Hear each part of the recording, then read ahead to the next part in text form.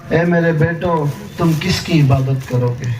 حالانکہ ان کے بیٹوں میں ایک نبی ہے حضرت یوسف علیہ السلام، اور ان کی نسل میں بے شمار انبیاء ہیں، لیکن اپنے اولاد کی اپنے انتقال کے وقت تک ان کے ایمان کی فکر کر رہے ہیں کہ ان کے ایمان کا کیا ہوگا۔ بہت بڑی بات یہ ہوئی کہ ہم نے ایمان کی فکر چھوڑ دی۔ ہمیں خیال بھی نہیں آتا کہ میرا ایمان اس وقت کیا ہے، میری بیوی کا ایمان کیا ہے، میرے بچوں کا ایمان کیا ہے، ہم مریں گے ہمارا کیا ہوگا۔ اور صحابہ کو رات میں نیند نہیں آتی کہ کیا ہوگا۔ جنہوں نے محنت کی تھی ان کی نگاہوں کے سامنے آخرت آ گئی۔ یاد رکھے جس کی نگاہوں کے سامنے آخرت آ جائے یہ سمجھے کہ اس کا ایمان بن رہا ہے۔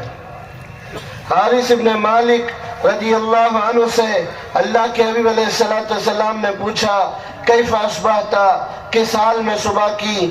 تو کہنے لگے یا رسول اللہ صلی اللہ علیہ وسلم میں کامل مومن بن گیا۔ آپ صلی اللہ علیہ وسلم نے فرمایا ہر دعوے کی دلیل ہوتی ہے، تیرے ایمان کے بننے کی کیا دلیل ہے؟ تو کہنے لگے کہ یا رسول اللہ کہ میں نے دنیا سے اپنے دل کو موڑ دیا ہے، دنیا سے بے رغبتی پیدا ہو جانا، گھر میں اچھے ٹائلز لگانا ناجائز نہیں ہے، اور عمدہ قالین بچھانا یہ ناجائز نہیں ہے، اچھے کھانے کھانا یہ ناجائز نہیں ہے، لیکن بات یہ ہے جس کے ایمان میں ترقی ہوتی ہے وہ ان چیزوں میں لگنے والا نہیں ہوتا، اس کو اپنی آخرت کے گھر کی فکر ہوتی ہے کہ میری آخرت میں کیا ہوگا۔ حسن بصری رحمت اللہ علیہ کہتے تھے اگر کوئی دنیا میں تجھ سے جھگڑا کرے دنیا اس کے منہ پہ مار دے، اور اگر کوئی تیری آخرت میں تجھ سے مزاحمت کرے تو تو مقابلہ کر، تیری آخرت میں تجھ سے آگے کوئی نہ جائے۔ مالک بن دینار سے ایک آدمی نے کہا کہ میں نے خواب دیکھا، کوئی کہتا ہے الرحیل الرحیل، آگے بڑھو آگے بڑھو۔ میں نے دیکھا کہ آگے بڑھنے والوں میں سب سے آگے محمد ابن واسع ہے۔ محمد ابن واسع آگے بڑھ گئے تو یہ ایک خواب ہے۔ مالک بن دینار اور محمد ابن واسع ایک زمانے کے ہیں، لیکن اس کا ایک خواب سنا اور مالک بن دینار بے ہوش ہو گئے کہ محمد ابن واسع مجھ سے آگے کیسے بڑھ گیا۔ آج آدمی ایمان کی محنت کے نہ ہونے کی وجہ سے لوگوں کی دنیا کو دیکھتا ہے اور اس پر للچائی ہوئی نگاہ ڈالتا ہے، اس کی تمنا ہوتی ہے میری بھی ایسی دنیا ہو جائے، میرا بھی ایسا گھر ہو جائے، میری بھی گاڑی ایسی ہو جائے، میرا بھی ٹیپ ٹاپ ایسے ہو جائے۔ آخرت نگاہوں سے اوجھل ہے، دنیا میں رہنا کتنا ہے، آخرت کی زندگی ہمیشہ کی زندگی ہے۔ جو آخرت کو بھولے گا اور آخرت کو وہی بھولے گا جو آخرت کی محنت نہیں کرے گا، جو آخرت کے تذکرے نہیں کرے گا، جو جنت جہنم کے تذکرے نہیں کرے گا، وہ بھول جائے گا۔ مالک بن دینار کہتے تھے لو ولیت امر الدنیا لاتخذت منارا واقمت علیہ رجال ینادون النار النار النار۔ وہ کہتے تھے کہ اگر مجھے دنیا کے کاموں کا ذمہ دار بنایا گیا میں ہر شہر میں ایک مینار بناؤں گا اور اس پر 24 گھنٹے آدمی کھڑے کروں گا جو یہ اعلان کرتے رہیں گے لوگوں آگ سے بچو، لوگوں آگ سے بچو، لوگوں آگ سے بچو۔ میرے دوستو ہمیں اندازہ نہیں ہے جہنم کیا چیز ہے، اس کی آگ کیا چیز ہے۔ ایک مرتبہ رسول پاک صلی اللہ علیہ وسلم صحابہ کے ساتھ ہیں اور زور کا دھماکہ سنائی دیا۔ آپ صلی اللہ علیہ وسلم نے فرمایا اتدرون ما هذه الوجبہ، جانتے ہو یہ کاہے کا دھماکہ ہے؟ صحابہ نے کہا اللہ و رسولہ عالم، اللہ اس کے رسول زیادہ جانتے ہیں۔ آپ نے فرمایا آج سے 70 سال پہلے ایک پہاڑ جہنم میں چھوڑا گیا تھا، آج 70 سال کے بعد وہ اس کی گہرائی کو لگا ہے۔ کوئی ایک مومن ایسا نہیں ہے، کوئی ایک مسلمان ایسا نہیں ہے جو بغیر پل صراط کے جنت میں جائے گا، ایک بھی نہیں جائے گا۔ ہر مسلمان وہ پل صراط سے گزرے گا۔ اللہ ہمیں عافیت کے ساتھ پار کرے۔ میرے عزیز دوستو، وہاں چوکیاں بنی ہوئی ہے، وہاں چیک کیا جائے گا مومن ہے کہ نہیں ہے۔ اگر مومن ہے وہ پل پر چڑھے گا، جو مومن نہیں ہے وہ بغیر پل کے جہنم میں جائے گا۔ ورود میں یقین ہے، مرور میں شک ہے۔ جہنم پر ہر ایک وارد ہوگا، پار کون ہوگا اس میں شک ہے۔ کوئی نہیں جانتا کون پار ہوگا، کون کٹ کے گر جائے گا۔ آپ نے فرمایا، حضرت عائشہ رضی اللہ عنہ نے پوچھا، یا رسول اللہ صلی اللہ علیہ وسلم، آپ اپنے گھر والوں کو یاد کریں گے کہ نہیں؟ تو فرمایا، عائشہ 3 جگہ ایسی ہے کوئی کسی کو یاد نہیں کرے گا، اور اس میں ایک پل صراط ہے۔ اللہ کے نبی خود اس پل کے پاس کھڑے ہوں گے اور اللہ سے دعا کر رہے ہوں گے، یا رب سلم سلم، یا رب سلم سلم، اللہ میری امت کو عافیت سے پار کرا دے۔ آپ نے فرمایا، تمہارا ایک قافلہ آئے گا، وہ بجلی کی رفتار سے پار ہو جائے گا۔ پھر کچھ لوگ آئیں گے، جتنا دور دیکھیں گے اتنا دور جائیں گے، یہ رفتار کم ہو گئی۔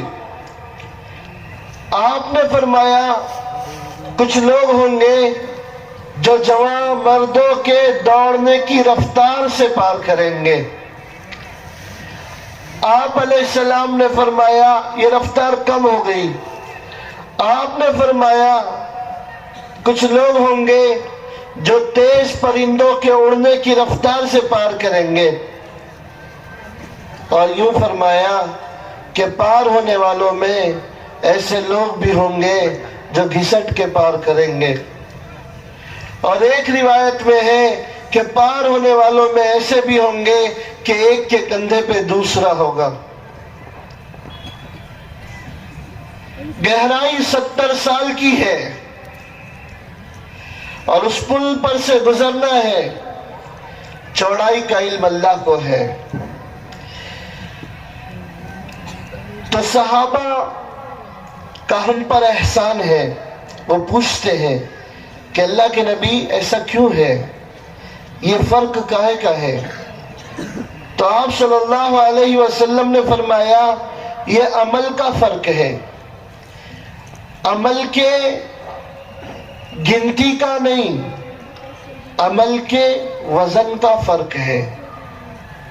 جس کے اعمال وزنی ہوں گے وہ اتنا تیز ہوگا، جس کے اعمال ہلکے ہوں گے اس کی رفتار کم ہوگی۔ عمل میں وزن اخلاص سے آتا ہے، اور اخلاص ایمان کا دوسرا نام ہے۔ ایک صحابی نے مجلس میں پوچھا، یا رسول اللہ مل ایمان؟ آپ نے فرمایا، اخلاص۔ ایمان کیا ہے؟ آپ نے فرمایا، اخلاص۔ جس کو آخرت کا یقین نہیں وہ کیسے مخلص ہو سکتا ہے؟ جس کو میزان کا یقین نہیں وہ کیسے مخلص ہو سکتا ہے؟ جس کو پل صراط کا یقین نہیں وہ کیسے مخلص ہو سکتا ہے؟ جس کو جنت جہنم کا یقین نہیں وہ کیسے مخلص ہو سکتا ہے؟ جس کو آخرت کا یقین ہوگا وہ آخرت کے لیے عمل کرے گا، جس کو آخرت کا یقین نہیں ہوگا عمل کرے گا، رواج کی وجہ سے کرے گا، ماحول کی وجہ سے کرے گا، جب ماحول ہٹ جائے گا گناہوں میں مبتلا ہو جائے گا، کہ عمل ایمان کی وجہ سے نہیں ہے۔ تو فرمایا، عزفت نفسی عن الدنیا، اللہ کے نبی میں نے اپنے نفس کو دنیا سے موڑ دیا ہے، یہ دلیل دے رہے ہیں کہ میرا ایمان بن گیا ہے۔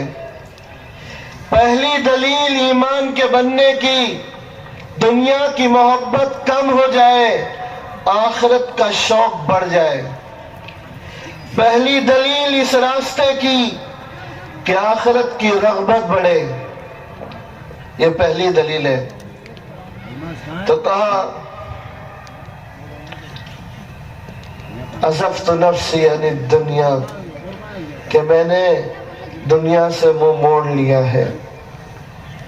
صحابہ رضی اللہ عنہم یہ نہیں کہ سب مسکین تھے، بہت مال آیا، لیکن نہ ان کے کھانے بدلے، نہ ان کے گھر بدلے، نہ ان کی زندگی بدلی۔ آپ نے فرمایا ان البزازۃ من الایمان، ان البزازۃ من الایمان۔ آپ نے فرمایا غور سے سنو، سادگی ایمان کا حصہ ہے۔ ہاں، گندگی اور چیز ہے، سادگی اور چیز ہے۔ مومن میں برجستگی ہوتی ہے، مومن میں تکلف نہیں ہوتا۔ اس کے ایمان کی علامات میں ہے کہ وہ تکلفات سے دور ہوتا ہے، کہ مومن سادہ ہوگا، کہ ان البزازۃ من الایمان۔ دوسرا فرمایا اللہ کے نبی، میں دن میں روزہ رکھتا ہوں، اللہ ہمیں معاف کرے، روزے کو رمضان کے ساتھ خاص کیا۔ صحابہ میں بہت ایسے ہیں جنہوں نے آقا علیہ السلام کے وصال کے بعد لگاتار روزے رکھے۔ سیدنا عمر رضی اللہ عنہ، امی عائشہ رضی اللہ عنہ، کئی صحابہ ہیں۔ ایک صحابی آئے اللہ کے نبی صلی اللہ علیہ وسلم کی خدمت میں اور کہا ادعو لی بالشہادہ، آپ نے تشکیل کی تو آ کے کہتے ہیں ابو امامہ رضی اللہ عنہ ادعو لی بالشہادہ یا رسول اللہ، آقا میرے لئے دعا کریں مجھے شہادت نصیب ہو۔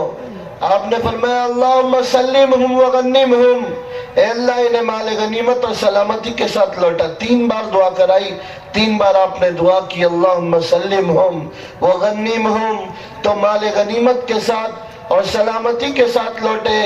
تو چوتھی بار کہتے ہیں اتیتک ثلاث مرات تترا، آقا میں نے 3 بار آپ سے دعا کرائی ہے اور میں تو جنت میں جانا چاہتا ہوں، آپ میرے لیے دعا نہیں کرتے، میں کیا کروں؟ تو آپ نے فرمایا یا ابا امامہ علیک بالصوم فإنہ لا مثل لہ، کہ ابو امامہ روزے کو پکڑ، روزے جیسی کوئی چیز نہیں ہے، روزے جیسی کوئی چیز نہیں ہے۔ تو کہتے ہیں کہ پھر اس کے بعد کسی نے دن میں حضرت ابو امامہ رضی اللہ عنہ کے گھر سے دھواں اٹھتا ہوا نہیں دیکھا۔ جب مدینہ والے دیکھتے کہ حضرت ابو امامہ کے گھر میں دن کے وقت جو ہے دھواں اٹھ رہا ہے کھانے کا، تو سمجھ جاتے کہ ان کے گھر میں مہمان آئے ہیں، ورنہ وہ ان کی اہلیہ، ان کی باندی، ان کے گھر والے پوری زندگی روزہ رکھتے رہے۔ مگر روزہ میرے عزیز دوستو سب سے زیادہ دشوار، نفس پر سب سے زیادہ دشوار وہ روزہ ہو گیا، اس لیے کہ نفس کا کوئی حصہ روزے میں نہیں۔ تو کہا ایمان بنا تو روزے کا اہتمام، ایمان بنا تو تہجد کا اہتمام، تہجد کا اہتمام۔ اللہ ہمیں معاف کرے، ایمان کی کمزوری کی وجہ سے آج فجر بھی غائب ہے۔ اتنا بڑا مجمع، ہم سب نیت کریں انشاءاللہ کہ فجر کی نماز موت تک نہیں چھوڑیں گے، کیونکہ فجر ایمان کی علامات میں ہے۔ آپ صلی اللہ علیہ وسلم نے حاضری لی، فلاں ہے کہا نہیں ہے، کہا فلاں ہے کہا وہ بھی نہیں ہے۔ آپ صلی اللہ علیہ وسلم نے فرمایا ہاں منافق پہ فجر کی نماز بہت بھاری ہے، کہ منافق فجر نہیں پڑھ سکتا۔ جب منافقوں کو یہ بات پتہ چلی تو وہ سمجھ گئے کہ مجھ سے کوئی غلطی ہو جائے لوگ درگزر کریں گے، لیکن اگر میں فجر میں نہیں آیا تو سارے مسلمان سمجھ جائیں گے منافق ہے۔ تو حضور کے مدینہ میں ایک مسلمان بھی فجر نہیں چھوڑتا تھا، اور مسلمان کیا چھوڑے گا؟ آقا علیہ السلام کے مدینہ میں ایک منافق بھی فجر نہیں چھوڑتا تھا۔ کہ منافق فجر کیوں نہیں چھوڑتا؟ کیونکہ اسے معلوم ہے کہ میرا نفاق ظاہر ہو جائے گا۔ فجر کا اہتمام، بلکہ ایمان بنے گا تو آدمی کو رات میں نیند نہیں آئے گی۔ متقیوں کی صفات قرآن نے بیان کی، ان المتقین فی جنات وعیون، کہ تقوی والے باغات میں اور چشموں میں ہوں گے۔ یہ تقوی والے کون ہیں؟ ان کے اعمال میں سے ایک عمل کو اللہ پاک نے ایسے اٹھایا ہے، اور ان کے اعمال کی جو ہے اللہ پاک نے ان کے اعمال کو بیان کیا ہے کہ یہ تقوی والے کیوں ہیں، تو ان کا عمل بیان کیا جاتا ہے۔ کانوا قلیلا من اللیل ما یہجعون، کہ رات کو بہت کم سوتے تھے۔ کیا کرتے تھے؟ یہ تہجد کی نماز پڑھتے تھے۔ مومن کا ایمان بنے گا، یہ رات میں اللہ کے سامنے کھڑا ہونے والا بنے گا۔ میرے عزیز دوستو، ابھی تو کئی من مطلب نکلا، تم جاؤ گے، ابھی جاؤ گے نا واپس آؤ گے مطلب۔ آقا علیہ السلام سے فرمایا کہ یہ جو تہجد کی نماز ہے، اگلے دن میں 2 دن بھوک لو گے، نافلۃ لک، آپ کے لیے خاص نماز ہے۔ عسیٰ ان یبعثک ربک مقاما محمودا، کہ آپ کا رب آپ کو مقام محمود میں پہنچانے والا ہے۔ مقام محمود ایک ایسا مقام ہے اولین و آخرین میں، میرے عزیز دوستو، کوئی ایک بھی ایسا نہیں ہے جو اس مقام تک پہنچ سکے سوائے رسول پاک صلی اللہ علیہ وسلم کے۔ تو اللہ تعالیٰ نے اس مقام کا تذکرہ قرآن میں کیا کہ آپ کا رب آپ کو مقام محمود میں پہنچانے والا ہے۔ اے نبی، آپ تہجد کا اہتمام کیجئے۔ حضرت زکریا علیہ السلام نے دعا مانگی تو مانگی تہجد کے وقت، قبول ہوئی تہجد کے وقت۔ فنادته الملائکہ وہو قائم یصلی فی المحراب، کہ زکریا علیہ السلام کی دعا کو قبول کر رہے ہیں۔ ان کو بتلایا جا رہا ہے کہ آپ کی دعا قبول ہو گئی ہے، لیکن ان کے عمل کا بھی تذکرہ اللہ نے کر دیا کہ اس حال میں پکارا کہ یہ ہمارا بندہ زکریا، ہزاروں سال ہو گئے نبی پاک صلی اللہ علیہ وسلم پر وحی ہوتی ہے، اور اس واقعے کو ہزاروں برس ہو گئے۔ زکریا علیہ السلام تہجد کے وقت قیام کی حالت میں تھے، اور اللہ تعالیٰ نے صرف یہ نہیں کہا کہ ہم نے ان کی دعا قبول کی، بلکہ یہ کہا فنادته الملائکہ، فرشتوں نے انہیں پکارا، وہو قائم یصلی فی المحراب، وہ تہجد میں قیام کی حالت میں تھے۔ مفسرین کہتے ہیں انسان کی جتنی حالتیں ہیں ان میں اگر تہجد سے بہتر کوئی حالت ہوتی تو اللہ پاک اس کو بیان کر دیتے۔ گویا کہ اللہ پاک نے ان کی تصویر لے لی اور قرآن نے اس کو نازل کیا کہ دیکھو میرا بندہ زکریا تہجد میں قیام کی حالت میں تھا۔ صحابہ میں بہت حرص ملے گی۔ ایک مرتبہ امی جان حضرت عائشہ دیر میں آئی، آقا علیہ السلام نے پوچھا عائشہ کہاں تھی؟ کہا یا رسول اللہ، مسجد میں آپ کا ایک صحابی تہجد میں قرآن پڑھ رہا ہے، تو آپ کو قرآن کا سننا بہت پسند تھا، آپ تیزی سے نکلے تو آپ نے دیکھا سالم مولا حذیفہ ایک نوجوان صحابی ہے، وہ قرآن پڑھ رہے ہیں، اور مسجد میں آپ کے مسجد میں تو اندھیرا تھا، لائٹ نہیں تھی، اور صحابہ مختلف ستونوں کے پاس تہجد میں لمبا قیام کرتے تھے۔ اللہ کے نبی صلی اللہ علیہ وسلم نے سالم مولا حذیفہ کو سنا تہجد میں قرآن پڑھتے ہوئے۔ جب آپ نے ان کا قرآن سنا تو یوں فرمایا الحمدللہ، تمام تعریف اس اللہ کے لیے ہے جس نے تجھ جیسا میری امت میں پیدا کیا ہے۔ تہجد میں قرآن پڑھنا اللہ کو بھی پسند، اللہ کے نبی کو بھی پسند۔ ایک صحابی کو اللہ کے نبی صلی اللہ علیہ وسلم نے دیکھا تہجد میں قرآن پڑھ رہے ہیں۔ آپ صلی اللہ علیہ وسلم نے ان کے قرآن کو سن کے کہا کہ اللہ تیری مغفرت فرمائے۔ میرے عزیز دوستو، دن کی نمازیں یہ دربار عام ہے، رات کی نماز دربار خاص ہے۔ دربار عام میں سب کو بلایا جاتا ہے، اور جن کا چہرہ دیکھنا گوارا نہیں ان کو سلا دیا جاتا ہے۔ میرے عزیز دوستو، مومن اس کی حرص کرے کہ میں تہجد میں کھڑا ہوں، چہ جائے کہ ہم فجر چھوڑ دیں۔ تو انہوں نے کہا اللہ کے نبی، میں دن میں روزہ رکھتا ہوں، رات میں تہجد پڑھتا ہوں۔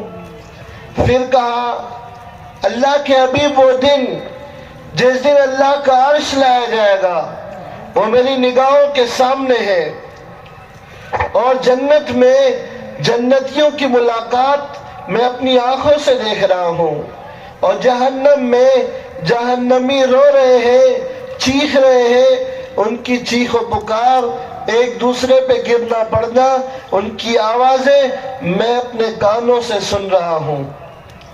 آپ نے ایک سوال کیا، تیرا کیا حال ہے؟ تو انہوں نے کہا میں کامل مومن ہو گیا۔ تو آپ نے فرمایا دعویٰ تو بڑا ہے، دلیل کیا ہے؟ تو انہوں نے دلیل میں یہ باتیں بیان کی کہ میں آخرت کو اپنی آنکھوں سے دیکھ رہا ہوں۔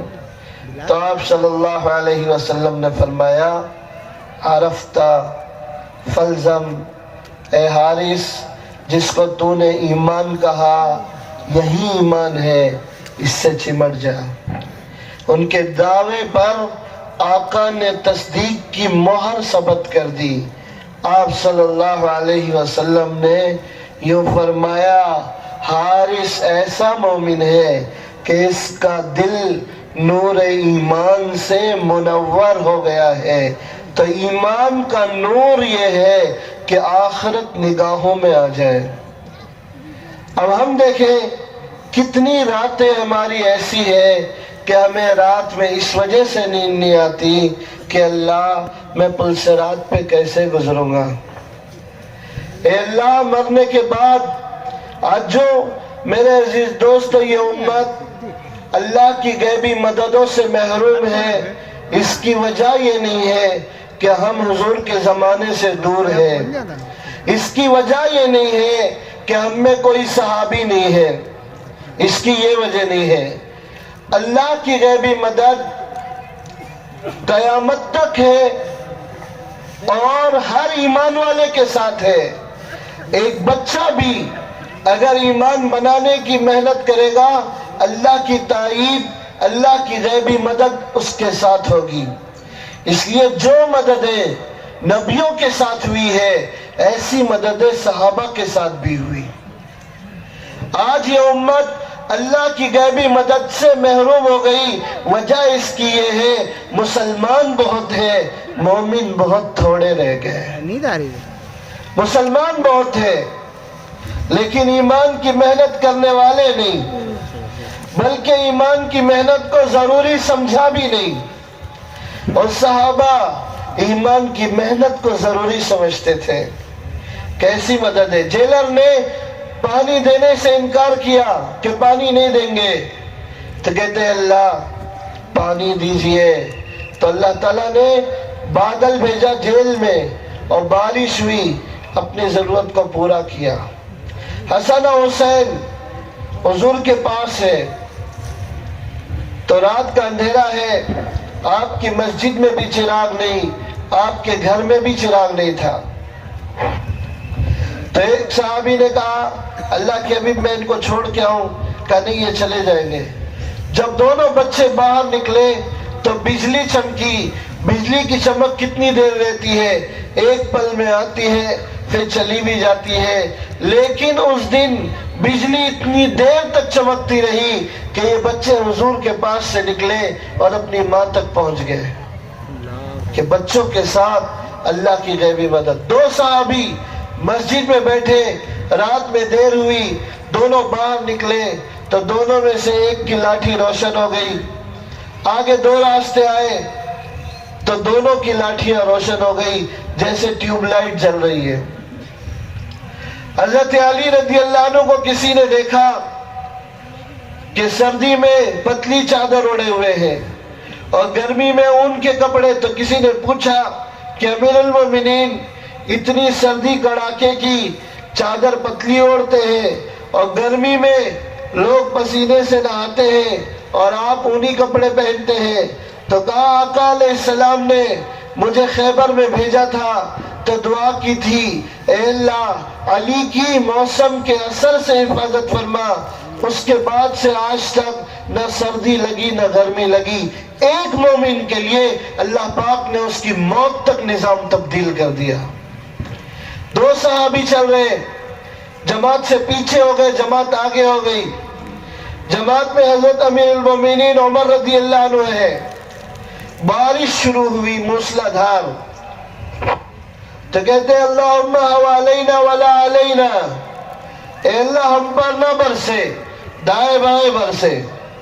ان دونوں نے دعا کی تو رین کوٹ نہیں ہے، چھتری بھی نہیں ہے، لیکن بارش میں چل رہے ہیں اور بارش ان کو لگتی نہیں ہے. جب وہاں پہنچے تو امیر المومنین بھی بھیگ گئے، سامان بھی بھیگ گیا. تو حضرت عمر نے پوچھا تم کو بارش نہیں لگی؟ کہا راستے میں بارش تو تھی مگر ہم نے دعا کر دی تھی. تو حضرت عمر رضی اللہ عنہ کہتے ہیں کہ پھر ہمارے لیے دعا کیوں نہیں کی؟ چھوٹوں کی مدد بڑوں کے سامنے ہوئی. میرے عزیز دوستو، اللہ کی مدد کسی ذات کے ساتھ خاص نہیں، کسی زمانے کے ساتھ خاص نہیں. صحابہ کی ایسی مددیں ہوئی. میرے عزیز دوستو، ایک صحابی کا سمندر میں انتقال ہو گیا، ابو طلحہ رضی اللہ عنہ.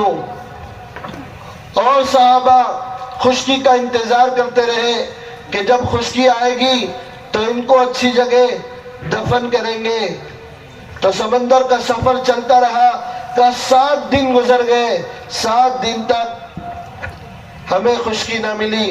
7 دن کے بعد ایک جزیرہ آیا تو وہاں ان کو دفن کیا گیا. لیکن ان 7 دنوں میں ان کے جسم میں کوئی تغیر نہیں ہوا. ایک صحابی، یہ جتنے شہداء احد ہیں، حضرت معاویہ نے وہاں سے نہر چلائی تو مدینہ میں اعلان ہوا کہ مدینہ میں پانی نہیں ہے اور جبل احد سے نہر گزرنے والی ہے تو وہاں پر شہداء مدفون ہیں تو اپنے اپنے رشتہ داروں کو وہاں سے منتقل کریں. تو حضرت جابر ابن عبداللہ رضی اللہ عنہ کے والد عبداللہ ابن عمرو الانصاری اللہ کے راستے میں گئے، واپس نہیں آئے. کس حال میں گئے کہ 7 بیٹیوں کو چھوڑ کے گئے. یہودی کا قرضہ ہے. بیٹے نے کہا میں بھی جاؤں گا. کہا تو گھر رہ، میں جاؤں گا. تیری 7 بہنیں ہیں. تو 7 بیٹیوں کو چھوڑ کے گئے اور اللہ کے پاس چلے گئے. اللہ تعالیٰ نے فرمایا یا عبداللہ تمن علیہ، عبداللہ تیری کیا خواہش ہے، تیری تمنا ظاہر کر. آقا علیہ السلام نے فرمایا حضرت جابر ابن عبداللہ سے کہ اے جابر، آج تک اللہ تعالیٰ نے جس سے ملاقات کی ہے پردے میں ملاقات کی، لیکن تیرے والد سے ملاقات کی تو اللہ تعالیٰ نے پردے ہٹا دیے. اور اللہ نے پوچھا اے عبداللہ تیری کیا خواہش ہے؟ تو انہوں نے کہا اے اللہ تو نے ایک جان دی تھی، تیری راہ میں چلی گئی، مجھے 2 بار جان دے، میں پھر تیرے لیے مر جاؤں. تو کہا ہمارا فیصلہ ہے، جو یہاں آتا ہے وہ واپس نہیں جاتا، میں تجھ سے راضی ہو جاتا ہوں. اللہ تعالیٰ نے رضا کا اظہار فرمایا. حضرت جابر ابن عبداللہ کہتے ہیں میں نے یہ اعلان سنا، میں گیا احد کے میدان میں اپنے والد کی قبر کھولی تو جب ان کو دفن کیا تھا اس کو 40 سال ہو گئے، اور جب دفن کیا تھا تو کفن کی چادر چھوٹی تھی.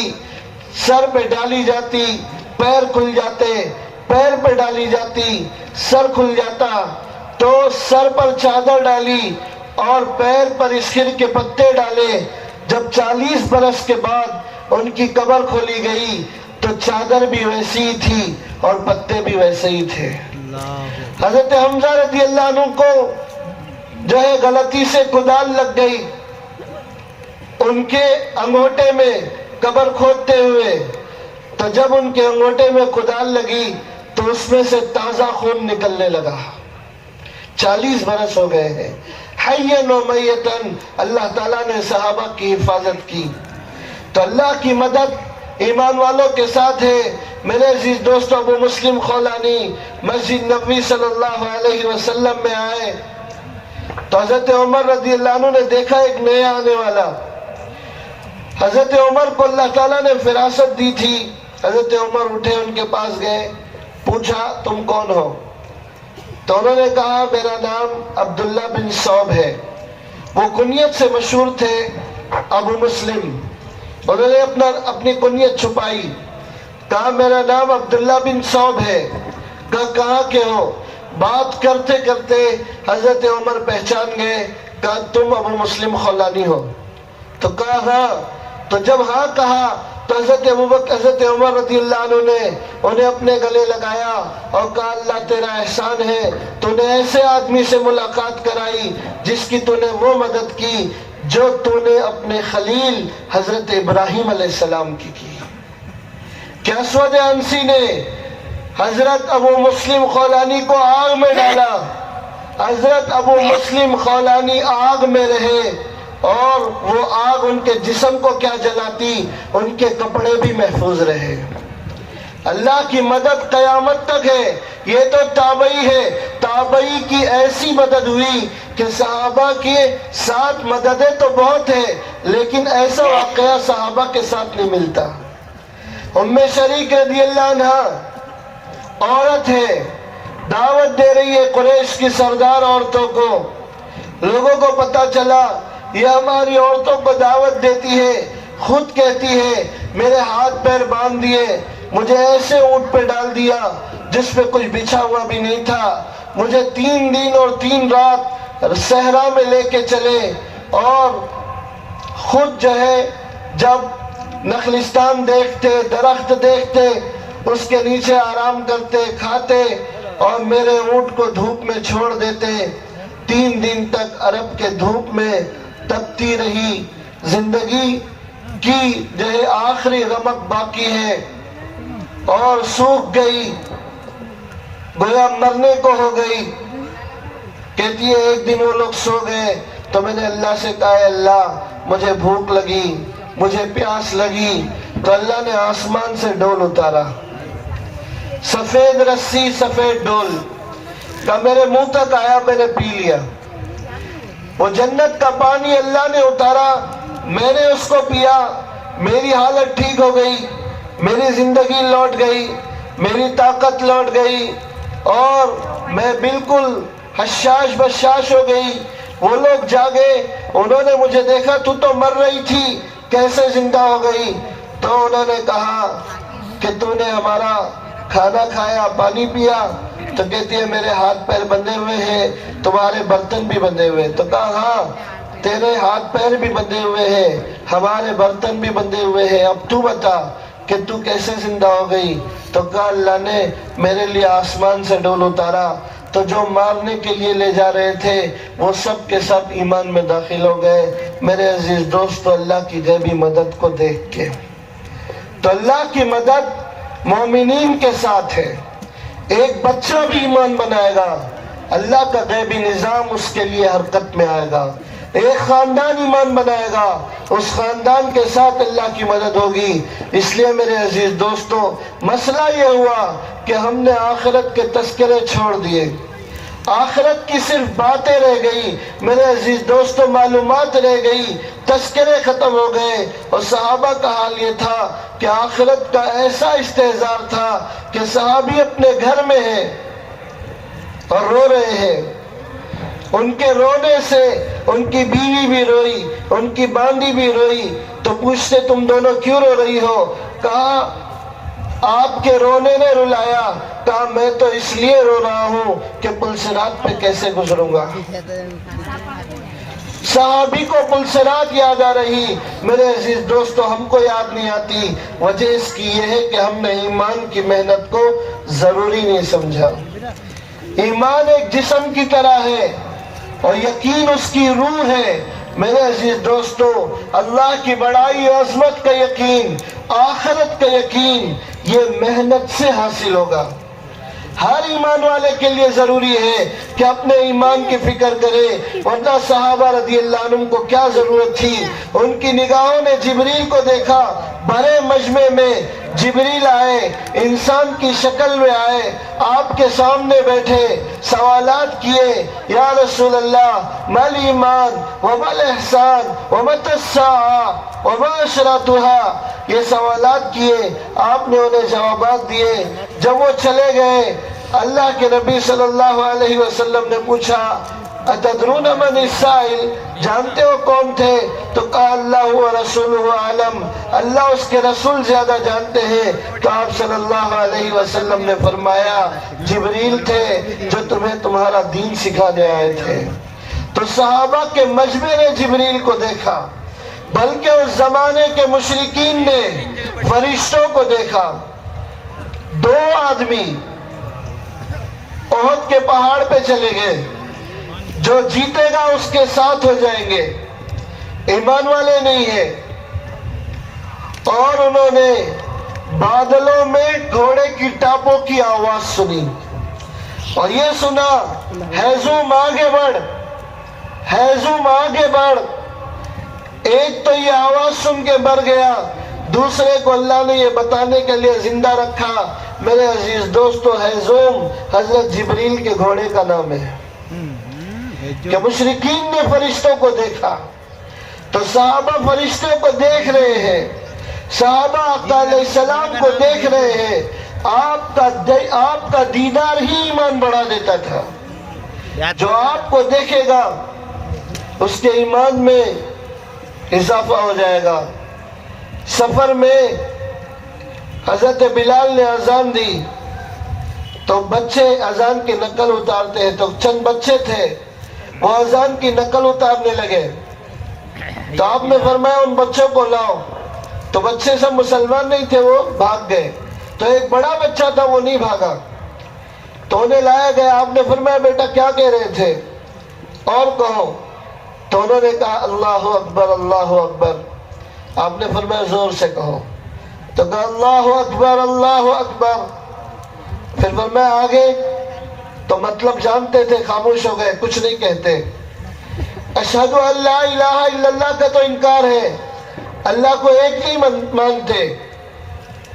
تو آپ نے فرمایا بیٹا کہو، اور آپ نے اپنا مبارک ہاتھ حضرت ابو محذورہ کے سر پہ رکھا، تو جیسے ہی حضرت ابو محذورہ کا ہاتھ، اللہ کے نبی کا ہاتھ حضرت ابو محذورہ کے سر سے مس ہوا، ایمان ان کے دل میں داخل ہوا، انہوں نے کہا اشہد ان لا الہ الا اللہ، ایمان میں داخل ہوئے۔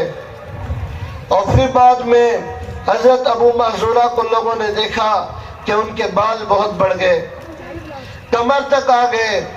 لوگ کہتے تھے ابو محذورہ ان بالوں کو کیوں نہیں کٹواتے؟ تو حضرت ابو محذورہ کہتے تھے کیسے ان بالوں کو کٹواؤں، ان پر محمد عربی صلی اللہ علیہ وسلم کا مبارک ہاتھ لگا تھا، کہ اس ہاتھ کی برکت سے مجھے ایمان ملا، کہ جس نے دیکھا وہ یہ جان گیا یہ چہرہ کسی جھوٹے کا چہرہ نہیں ہے۔ تو صحابہ تو محبت سے دیکھتے ہیں، ان کے ایمان میں ترقی ہوتی ہے۔ اس کے باوجود ہمیں یہ ملے گا کہ صحابہ ایمان کے حلقوں کی حرص کرتے تھے، بہت ضروری ہے۔ میرے عزیز دوستو یہ جو محنت ہے، یہ جو کام ہے دعوت کا، یہ ایمان کی تحریک ہے، یہ ایمان بنانے کی محنت ہے۔ گھر کی تعلیم کے ذریعے سے، روزانہ ملاقات کے ذریعے سے، اللہ کے راستے میں نکلنے کے ذریعے سے، میرے عزیز دوستو اصل میں اس کی سادگی نے اس کی عظمتوں پر پردہ ڈال دیا. آدمی کی نگاہ میں یہ جمتا نہیں ہے. حالانکہ یہ ایمان بنانے کی وہ محنت ہے جو صحابہ نے کی. حضرت معاذ ابن جبل رضی اللہ عنہ، اللہ کے نبی صلی اللہ علیہ وسلم نے فرمایا امام العلماء رتوتن، کہ معاذ ابن جبل کون ہے؟ علماء کا امام ہے. رتوا کہتے ہیں مسافت رمی الحجر، پتھر پھینکنے کی مسافت. یوں فرمایا کہ ساری امتیں اپنے علماء کو لائے گی، ہم بھی اپنے علماء کو لائیں. قیامت کے دن ساری دنیا کے علماء، ہر زمانے کے علماء جمع ہو جائیں اور یہ سب ایک طرف ہوں گے اور ان سب سے ایک منزل آگے معاذ ابن جبل ہوں گے. اتنے بڑے عالم، آپ سے اتنا گہرا تعلق، ایسا علم اللہ تعالیٰ نے معاذ ابن جبل رضی اللہ عنہ کو دیا. آپ نے فرمایا قیامت میں علماء کا جھنڈا معاذ ابن جبل اٹھائیں گے. میرے عزیز دوستو، حضرت معاذ ابن جبل رضی اللہ عنہ کو اللہ نے ایسا علم دیا کہ صحابہ کے مجمع میں جب سیدنا معاذ رضی اللہ عنہ آتے تھے تو لوگ ان کی علم کی ہیبت سے خاموش ہو جاتے تھے. ابو مسلم خولانی رضی اللہ عنہ کہتے ہیں میں دمشق کی جامع مسجد میں گیا تو میں نے دیکھا بوڑھے بوڑھے صحابہ ایمان کا حلقہ لگائے ہوئے ہیں. مسجد حلقوں سے بھری ہوئی ہے. یہ زمانہ حضرت عمر رضی اللہ عنہ کا زمانہ ہے اور صحابہ بڑھاپے میں پہنچ گئے ہیں، لیکن صحابہ ہونے کے باوجود ایمان کے حلقوں میں ہے. میں نے دیکھا ایک نوجوان ہے جو ان حلقوں کے درمیان ہے. ان تمام لوگوں میں جب کوئی اختلاف ہو جاتا ہے یہ اٹھ کے ان کے پاس آتے ہیں اور ان کا فیصلہ ہو جاتا ہے. میں نے قریب بیٹھنے والے سے پوچھا یہ کون ہے؟ اور لوگوں نے کہا یہ ہمارے امام سیدنا معاذ ابن جبل ہے. معاذ ابن جبل رضی اللہ عنہ کا ہاتھ میں لے کے نبی پاک صلی اللہ علیہ وسلم نے فرمایا واللہ یا معاذ انی لاحبک، واللہ یا معاذ انی لاحبک. میرے عزیز دوستو، آقا علیہ السلام نے قسم کھائی، واللہ اللہ کی قسم، اے معاذ. انا عربی میں تاکید کے لیے ہے. آپ نے فرمایا انی لا احبک، اے معاذ اللہ کی قسم میں تجھ سے محبت کرتا ہوں. آپ نے فرمایا اللہ کی قسم اے معاذ میں تجھ سے محبت کرتا ہوں. میرے عزیز دوستو، صحابہ آتے ہیں تو آقا علیہ السلام سے کہتے ہیں فدا کا بھی انت و امی یا رسول اللہ. آقا میری ماں بھی آپ پر قربان، میرا باپ بھی آپ پر قربان.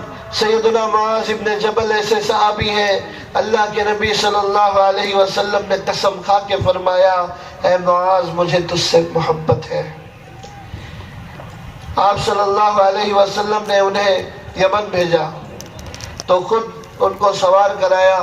آپ پیدل چل رہے ہیں، انہیں نصیحت کرتے جا رہے ہیں اور جب منزل تک پہنچے جہاں سے جو ہے الوداع کہا جاتا تھا، آپ صلی اللہ علیہ وسلم نے حضرت معاذ سے فرمایا کہ اے معاذ تو میری یہ مسجد دیکھ رہا ہے اور میرا گھر دیکھ رہا ہے، جب تو لوٹ کے آئے گا تو میری مسجد اور میرا گھر نہیں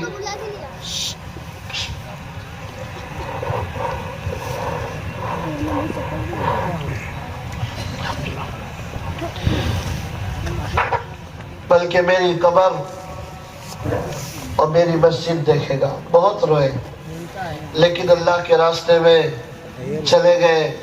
سیدنا عمر رضی اللہ عنہ کہتے تھے لولا معاذ لہلک عمر، اگر معاذ نہ ہوتا عمر ہلاک ہو جاتا. حضرت عمر رضی اللہ عنہ کہتے تھے کہ مائیں معاذ ابن جبل جیسا آدمی نہیں جن سکتی. حضرت عمر رضی اللہ عنہ کہتے تھے اگر مجھے موقع ملا تو میں امت پر معاذ کو امیر بنا کے جاؤں گا۔ لوگوں نے کہا امیر المومنین آپ ایسا کیوں کریں گے؟ کہا اس کو امیر کیوں نہ بناؤں جس کا ہاتھ ہاتھ میں لے کے نبی نے محبت کی قسم کھائی تھی۔ ان کا انتقال حضرت عمر کے زمانے میں 36 سال کی عمر میں ہوا۔ میرے عزیز دوستو، امام بخاری رحمۃ اللہ علیہ اپنی صحیح میں کتاب الایمان میں اس بات کی دلیل پر اور اس کو ثابت کرنے کے لیے کہ ایمان بڑھتا ہے، یہ تعلیقاً یہ بات لائے ہیں۔ سیدنا معاذ رضی اللہ عنہ کہتے تھے تعالوا نجلس بنا نؤمن ساعتا۔ معاذ ابن جبل جیسا آدمی یہ ایمان کے حلقوں کا، میرے عزیز دوستو، ایمان کے حلقوں میں بیٹھتے تھے اور ایمان کی مجلس لگاتے تھے۔ میرے عزیز دوستو، ایسے بڑے صحابہ ایمان کے حلقوں کو ضروری سمجھتے تھے، تو میرے لیے آپ کے لیے کتنا ضروری ہے کہ ہم ایمان کے حلقوں میں بیٹھیں۔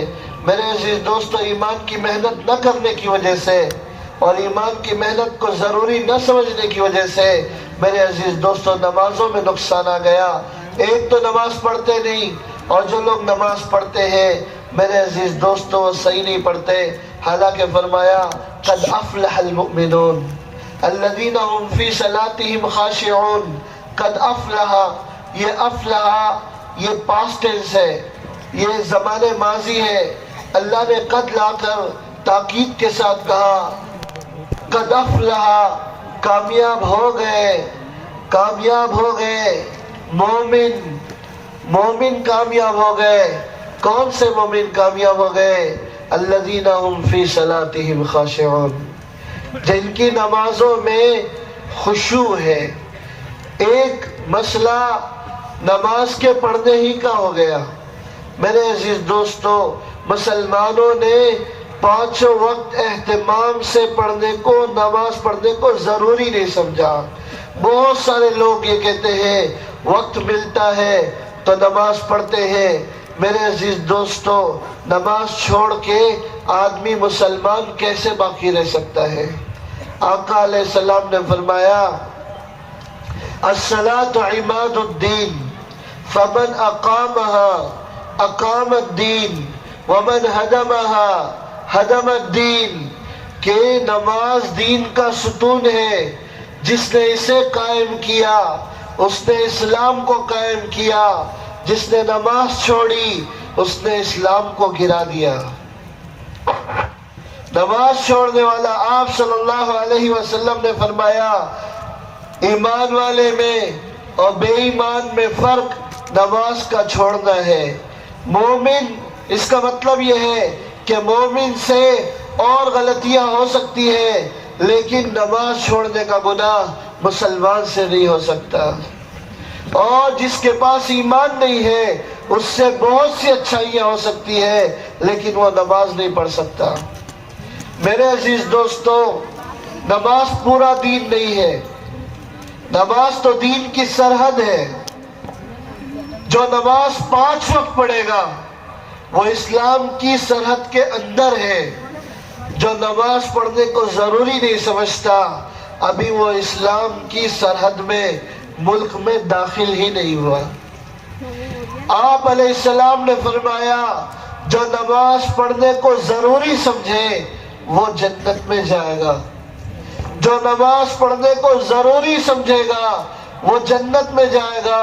میرے عزیز دوستو، کبھی کوتاہی ہو گئی، رات میں آنکھ نہ کھلی تو دوسری بات ہے، لیکن اگر ایسا ہو جائے تو میں نے نماز کو ضروری سمجھا ہے۔ اس کی کیا علامت ہے کہ آدمی نیند سے بیدار ہوتے ہی کوئی کام نہ کرے، نہ ناشتہ کرے، نہ چائے پیے، نہ فون دیکھے، نہ میسج دیکھے۔ میرے عزیز دوستو، اب اس پر نماز فرض ہے۔ سب سے پہلے نیند سے بیدار ہوتے ہی سب سے پہلے میرے عزیز دوستو اس کے لیے یہ ہے کہ وضو کرے، مصلی پہ کھڑا ہو، نماز پڑھے اور اللہ سے معافی مانگے کہ اللہ غلطی ہو گئی، میں نے وقت ٹال دیا، میں سوتا رہ گیا، اللہ کی ذات سے امید ہے اس غلطی کو معاف کیا جائے گا. مگر میرے عزیز دوستو، جو رات میں سونے کا اہتمام نہیں کرتا، دوپہر میں قیلولہ کا اہتمام نہیں کرتا، رات میں دیر تک جاگتے ہیں اور فجر اہتمام سے چھوڑتے ہیں، میرے عزیز دوستو بہت خطرے کی بات ہے، بہت زیادہ خطرے کی بات ہے. 4 وقت کی نماز پڑھتے ہیں اور نکلتا ہوا سورج کبھی نہیں دیکھتے، فجر کی نماز نہیں پڑھتے.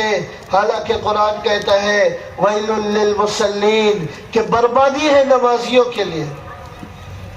وہ نمازی جو نماز کا خیال نہیں رکھتے، رکعتوں کا خیال نہیں رکھتے اور جماعت کا اہتمام نہیں کرتے، میرے عزیز دوستو نماز کو ٹال دیتے ہیں، نماز کو دیر سے پڑھتے ہیں. میرے عزیز دوستو ان کے بارے میں اندیشہ ہے کہیں ایسا نہ ہو کہ اللہ تعالیٰ نماز میں سستی کرنے کی وجہ سے جہنم میں ڈال دے. 5 وقت نماز پڑھ کے یہ اندیشہ ہے کہ کہیں انجام برا نہ ہو جائے. اس لیے میرے عزیز دوستو اس میں بہت ڈرنے کی بات ہے کہ مسلمان ہے اور نماز چھوڑتا ہے. ہر مومن نیت کرے کہ انشاءاللہ موت تک ایک رکعت بھی نہیں چھوڑیں گے، ایک وقت کی نماز نہیں چھوڑیں گے. سب سے پہلی چیز وہ نماز کا اہتمام ہے کہ نماز اہتمام کے ساتھ جن کو معلوم ہے کہ نماز کیا چیز ہے. 40 سال سعید بن المسیب کے ایسے گزرے، کہتے ہیں میں نے کسی مصلی کی پیٹھ نہیں دیکھی، یعنی میں نے پہلی صف میں تکبیر اولیٰ سے مسلسل 40 سال نماز پڑھی ہے. 30 سال ایسے گزرے کہ مسجد میں اذان سنی ہے. ابو عثمان رحمۃ اللہ علیہ کہتے تھے اگر حی علی الصلاۃ کی آواز سنو اور تمہیں پہلی صف میں نظر نہ آؤں تو مجھے قبرستان میں تلاش کرنا، ایسا نہیں ہو سکتا کہ حی علی الصلاۃ سنوں اور گھر پہ رہ جاؤں. عبد الرحمن سلمی رحمۃ اللہ علیہ کو بہت اہتمام نماز کا اور مسجد میں اذان سننے کا، اس لیے کہ اذان اعلان نہیں ہے، اذان اعلان نہیں ہے، اذان اللہ کی طرف سے دعوت ہے. آدمی اس کا اہتمام کرے کہ اللہ تو مجھے بلائے، میں اس سے پہلے تیرے گھر میں آ جاؤں گا، تیرے بلانے سے پہلے میں تیری رحمت کی حرص کروں گا. تیری طرف سے دعوت ہے، کامیابی کی طرف آ. اللہ میں کامیاب ہونا چاہتا ہوں، تیرے بلانے سے پہلے آ گیا. کہ اذان اعلان نہیں ہے، اذان دعوت ہے، اللہ کی طرف سے بلاوا ہے. تو کہا پہلی صف کا اہتمام. آپ صلی اللہ علیہ وسلم نے فرمایا اگر مسلمان کو یہ پتا چلے کہ پہلی صف میں کیا ہے تو پہلی صف حاصل کرنے کے لیے تلواروں سے مقابلہ ہو. تو ایک مرتبہ حضرت ابو امامہ رضی اللہ عنہ کو مسجد میں دیکھا، کہا کیا بات ہے اتنے غمگین ہو؟ کہا 10 اونٹ سامان کے ساتھ چوری ہو گئے. تو آپ نے فرمایا ابو امامہ تیرا غم دیکھ کے یہ لگا تیری تکبیر اولیٰ گئی. تو کہا یا رسول اللہ صلی اللہ علیہ وسلم تکبیر اولیٰ کا جانا اور 10 اونٹوں کا کھو جانا برابر کا نقصان ہے. جیسے آج سب کے پاس کار نہیں ہے، ایسے اس زمانے میں سب کے پاس اونٹ نہیں ہوتا تھا. اونٹ قیمتی مال اور 10 اونٹ سامان سے لدے ہوئے، ایک بہت بڑا سرمایہ. تو کہا مجھے یہ لگا کہ تیری تکبیر اولیٰ گئی. تو کہا اللہ کے نبی کہ تکبیر اولیٰ کا چھوٹنا اور 10 اونٹوں کا کھونا برابر ہے. آپ نے فرمایا ابو امامہ دنیا اور دنیا میں جو کچھ ہے اس سب کے چھوٹ جانے سے بڑا نقصان تکبیر اولیٰ کا چھوٹ جانا ہے. کہ تکبیر اولیٰ چھوٹ گئی. میرے عزیز دوستو حضرت عبد الرحمن سلمی رحمۃ اللہ علیہ فالج کا اثر ہو گیا، ہاتھ پیر کام نہیں کرتے، بارش ہو رہی ہے، کیچڑ ہے، چادر میں ایسے اٹھا کے لا کے پہلی صف میں رکھا جاتا تھا. لوگوں نے کہا دو عذر جمع ہو گئے ہیں, بارش بھی عذر ہے اور آپ کی بیماری بھی عذر ہے, آپ نہ آتے تو حرج نہ تھا. کہا میں اللہ کے منادی سے سنوں حی علی الفلاح, حی علی الصلاح, حی علی الفلاح, آ نماز کی طرف, آ کامیابی کی طرف, اور گھر پہ رہ جاؤں, یہ کیسے ہو سکتا ہے؟ پہلی صف میں انتقال ہوا. تو جن کو یہ اندازہ ہے کہ نماز کیا ہے, انہوں نے زندگی اس حال میں گزاری کہ اذان باہر نہیں سنی. میرے عزیز دوستو, اس لیے نماز پڑھنا بھی ہے اور نماز کو بنانا بھی ہے. نماز میں لذت ہے. میرے عزیز دوستو, اس کائنات میں سب سے الذ شے, سب سے لذیذ ترین چیز وہ نماز ہے. سب سے لذیذ چیز وہ نماز ہے. ہمیں اندازہ نہیں, جب آدمی محنت کرے گا تو اسے پتا چلے گا کہ نماز میں کتنی لذت ہے. جتنی لذتوں سے ہم آشنا ہیں, کھانے کی لذت, پینے کی لذت, کھیل کود کی لذت, یہ لذتیں کچھ نہیں. نماز کی لذت سب سے بڑی لذت ہے. ایک اللہ والے کہتے تھے کیا جنت میں نماز نہیں ہوگی؟ لوگوں نے کہا حضرت جنت نماز پڑھنے کی جگہ نہیں, نماز کے بدلے کی جگہ ہے. کہنے لگے ہائے افسوس, میں جنت میں کیسے رہوں گا, جنت میں نماز نہیں ہوگی. اس لیے کہتے آج رکوع کی رات ہے, ساری رات رکوع میں. کہتے آج سجدے کی رات ہے, ساری رات سجدے میں. کہ نماز کا اہتمام. عروہ ابن زبیر رضی اللہ عنہ, یہ رسول پاک صلی اللہ علیہ وسلم کے صحابی زبیر ابن عوام رضی اللہ عنہ کے بیٹے ہیں. عروہ کے والد بھی صحابی, والدہ حضرت اسماء بنت ابی بکر وہ بھی صحابیہ. حضرت عروہ کے بھائی عبداللہ ابن زبیر صحابی, ان کے نانا حضرت ابو بکر صحابی, ان کی پھوپھی حضرت خدیجہ صحابی, ان کی دادی حضرت صفیہ صحابی. ایسے خاندان کا یہ فرد عروہ ابن زبیر رضی اللہ عنہ, ان کے پیر میں زخم ہو گیا اور وہ زخم پھیل گیا اور پیر سڑ گیا. ہمارے حساب سے صحابہ میں اور مسلمانوں میں پہلا آدمی ہے جن کے پیر کو شاید شوگر کی وجہ سے ان کا پیر ایسا ہو گیا تھا.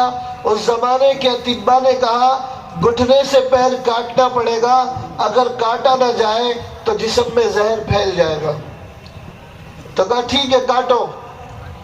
تو انہوں نے کہا کہ ہم پیر تو کاٹیں گے لیکن آپ کو شراب پینی پڑے گی, کیونکہ آپ تکلیف برداشت نہیں کرو گے.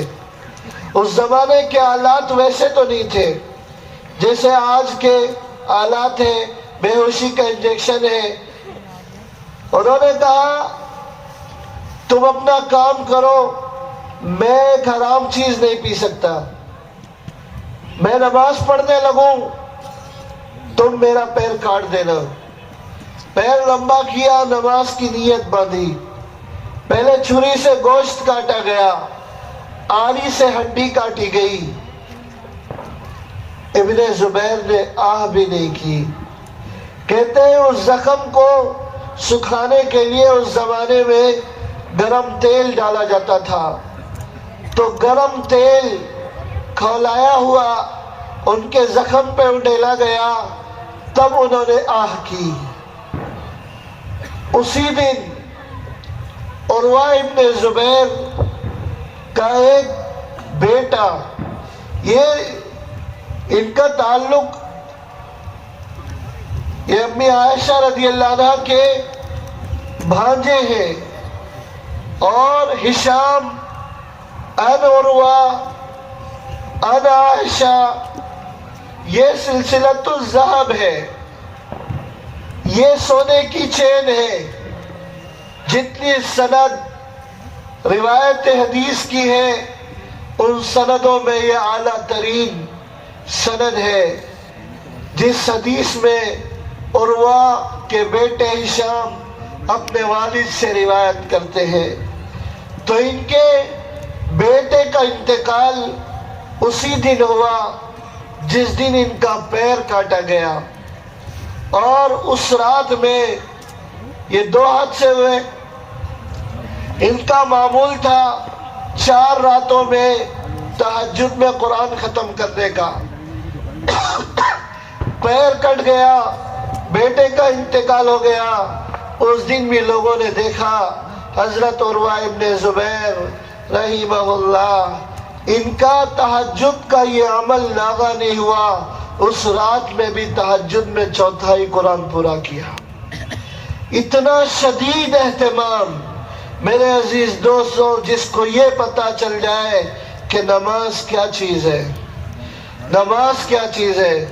سیدہ فاطمہ رضی اللہ عنہا، جن کے بارے میں رسول اللہ صلی اللہ علیہ وسلم نے فرمایا جنتی عورتوں کی سردار ہے، سردی کی لمبی رات میں 2 رکعت پڑھی، نماز میں صبح ہو گئی، کہنے لگی اے اللہ تیری رات کتنی چھوٹی ہو گئی، میری 2 رکعت میں تیری رات ہی ختم ہو گئی۔ حضرت عروہ کے بڑے بھائی زبیر، عبداللہ ابن زبیر رضی اللہ عنہ کہتے ہیں عبداللہ ابن زبیر نے نماز اپنے نانا حضرت ابوبکر سے سیکھی، حضرت ابوبکر نے نماز رسول اللہ سے سیکھی، جیسی نماز آقا کی تھی ایسی نماز حضرت ابوبکر کی تھی، ویسے ہی نماز عبداللہ ابن زبیر پڑھتے تھے۔ جب نماز کو کھڑے ہوتے تو گویا لکڑی زمین میں گاڑ دی، بالکل حرکت نہیں کرتے تھے، اور جب سجدے میں جاتے تو چڑیا آ کے ان کی پیٹھ پہ بیٹھ جاتی، چڑیا کو دھوکہ ہو جاتا، پرندے کو دھوکہ ہو جاتا یہ انسان ہے یا پتھر، پرندے کو یقین ہو جاتا یہ پتھر ہے انسان نہیں ہے۔ ایسا لمبا رکوع اور ایسا لمبا سجدہ، کہتے آج رکوع کی رات ہے ساری رات رکوع، کہتے آج سجدے کی رات ہے ساری رات سجدہ۔ آقا علیہ السلام اپنے لحاف میں ہیں، اور حضرت امی جان عائشہ رضی اللہ عنہ کہتی ہے آپ نے فرمایا چھوڑ میں تو اپنے رب کی عبادت کروں۔ آقا علیہ السلام بستر پہ سونے کے لیے لیٹ گئے ہیں، اٹھ کے کھڑے ہو گئے، 2 رکعت نماز کی نیت باندھی، اور اتنا روئے کہ صبح ہو گئی۔ بلال آئے اور جگانے کے لیے کہ اللہ کے نبی صبح کا وقت ہو گیا۔ اللہ کے حبیب علیہ السلام نے ساری رات نماز میں روتے ہوئے گزاری، اللہ ہمیں معاف کرے۔ میرے عزیز دوستو، ہم نے نماز کے ساتھ کیا کیا؟ اس کی لذت سے ہم آشنا نہیں، حالانکہ محنت کریں گے تو پتہ چلے گا۔ اللہ مجھے بھی نصیب کرے، آمین بولو، آمین، اللہ آپ کو بھی نصیب کرے، آمین، اللہ ہم سب کو نصیب کرے۔ جب محنت کریں گے تو پتہ چلے گا سنت کی لذت اور ہے، نفل کی لذت اور ہے، فرض کی لذت اور ہے، فجر کی لذت اور ہے، ظہر کی لذت اور ہے، قیام کی لذت اور ہے، رکوع کی لذت اور ہے، سجدے کی لذت اور ہے، ہر عمل میں لذت ہے۔ میرے عزیز دوستو، ہم گڑبڑ کرتے ہیں، بہت سارے کھانے سامنے ہیں، بریانی کھائی، کچمبر کھایا، میٹھا کھایا، حلوہ کھایا، سارا ایک ساتھ اڈیلتے جا رہے ہیں، منہ کو بھی پتہ نہیں کہ کیا اڈیلا گیا، پیٹ کو بھی پتہ نہیں کہ کیا نکلا گیا۔ میرے عزیز دوستو، مشین کی طرح نماز پڑھتے ہیں، اگر اہتمام کیا جائے تو ہر عمل کی لذت پتہ چلے گی کہ کیا لذت ہے۔ اور میرے عزیز دوستو یاد رکھیں، بے خشوع نماز، جس کی نماز میں خشوع نہیں ہے، یہ نماز پکڑا دے گی۔ نماز نہیں پڑھنے والا تو پکڑا جائے گا، نماز غلط پڑھنے والا بھی پکڑا جائے گا۔ اول ما یحاسب به العبد الصلاۃ، سب سے پہلے نماز چیک ہوگی، پورا ہونا ضروری ہے۔ فَإِن صَلُحَتْ، اگر اچھی ہوگی، सलुहत साइरु अमलिही, तो नमाज ही ये बता देगी ये अच्छी जिंदगी गुजार के आया है। अगर नमाज खराब निकली तो पता चल जाएगा ये गंदी जिंदगी गुजार के आया है। अच्छी नमाज पढ़ने वाला गलत जिंदगी नहीं गुजार सकता, गलत नमाज पढ़ने वाला अच्छी जिंदगी नहीं गुजार सकता। नमाज जिंदगी बनाएगी या नमाज जिंदगी बिगाड़ेगी। अब जब नमाज इतनी अहम है, उसका खुशू इतना अहम है, तो मुश्किल कैसे हो सकता है। क्या सुना? अल्लाह हमें माफ करे, हमने ये समझा खुशू वाली नमाज और एहसान वाली नमाज तो बुजुर्ग पढ़ सकते हैं। अल्लाह की कसम खा के ये बात कही जा सकती है, आम से आम मुसलमान मेरे जैसा जो अपने जिसके पास कुछ भी नहीं है, नेकी भी नहीं है, अगर वो खड़ा हो और वो इरादा करे और वो अज़म पुख्ता करे कि मुझे खुशू से पढ़ना है, अल्लाह उसको खुशू नसीब कर देंगे।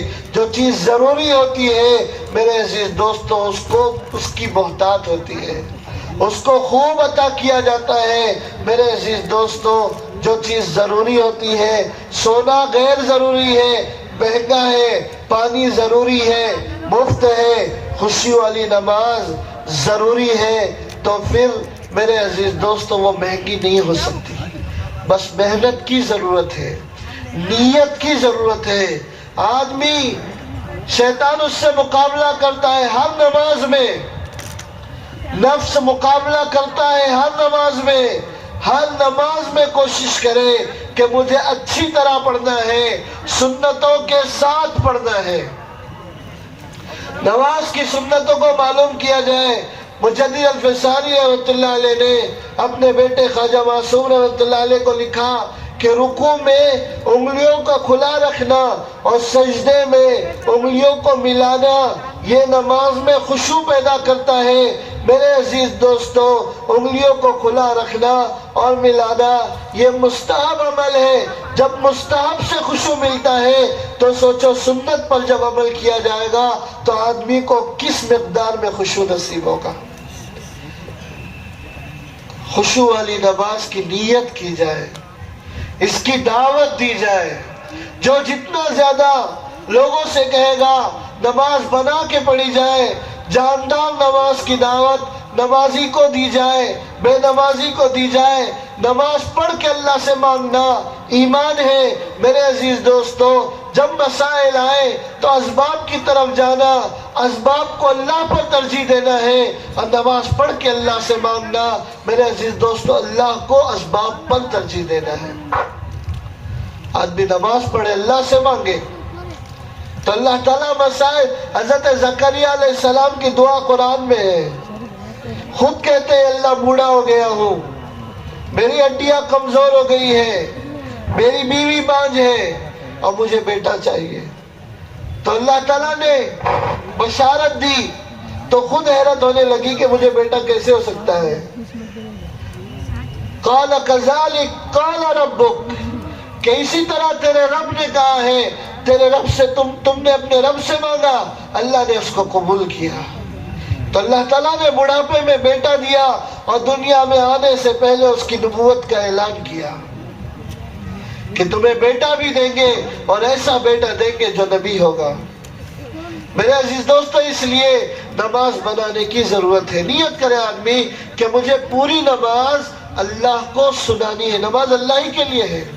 अक़ीमिस्सलात लिज़िक्री, हज़रत मूसा से कहा अक़ीमिस्सलात लिज़िक्री, नमाज पढ़ना मेरी याद के लिए, नमाज अल्लाह की याद के लिए है।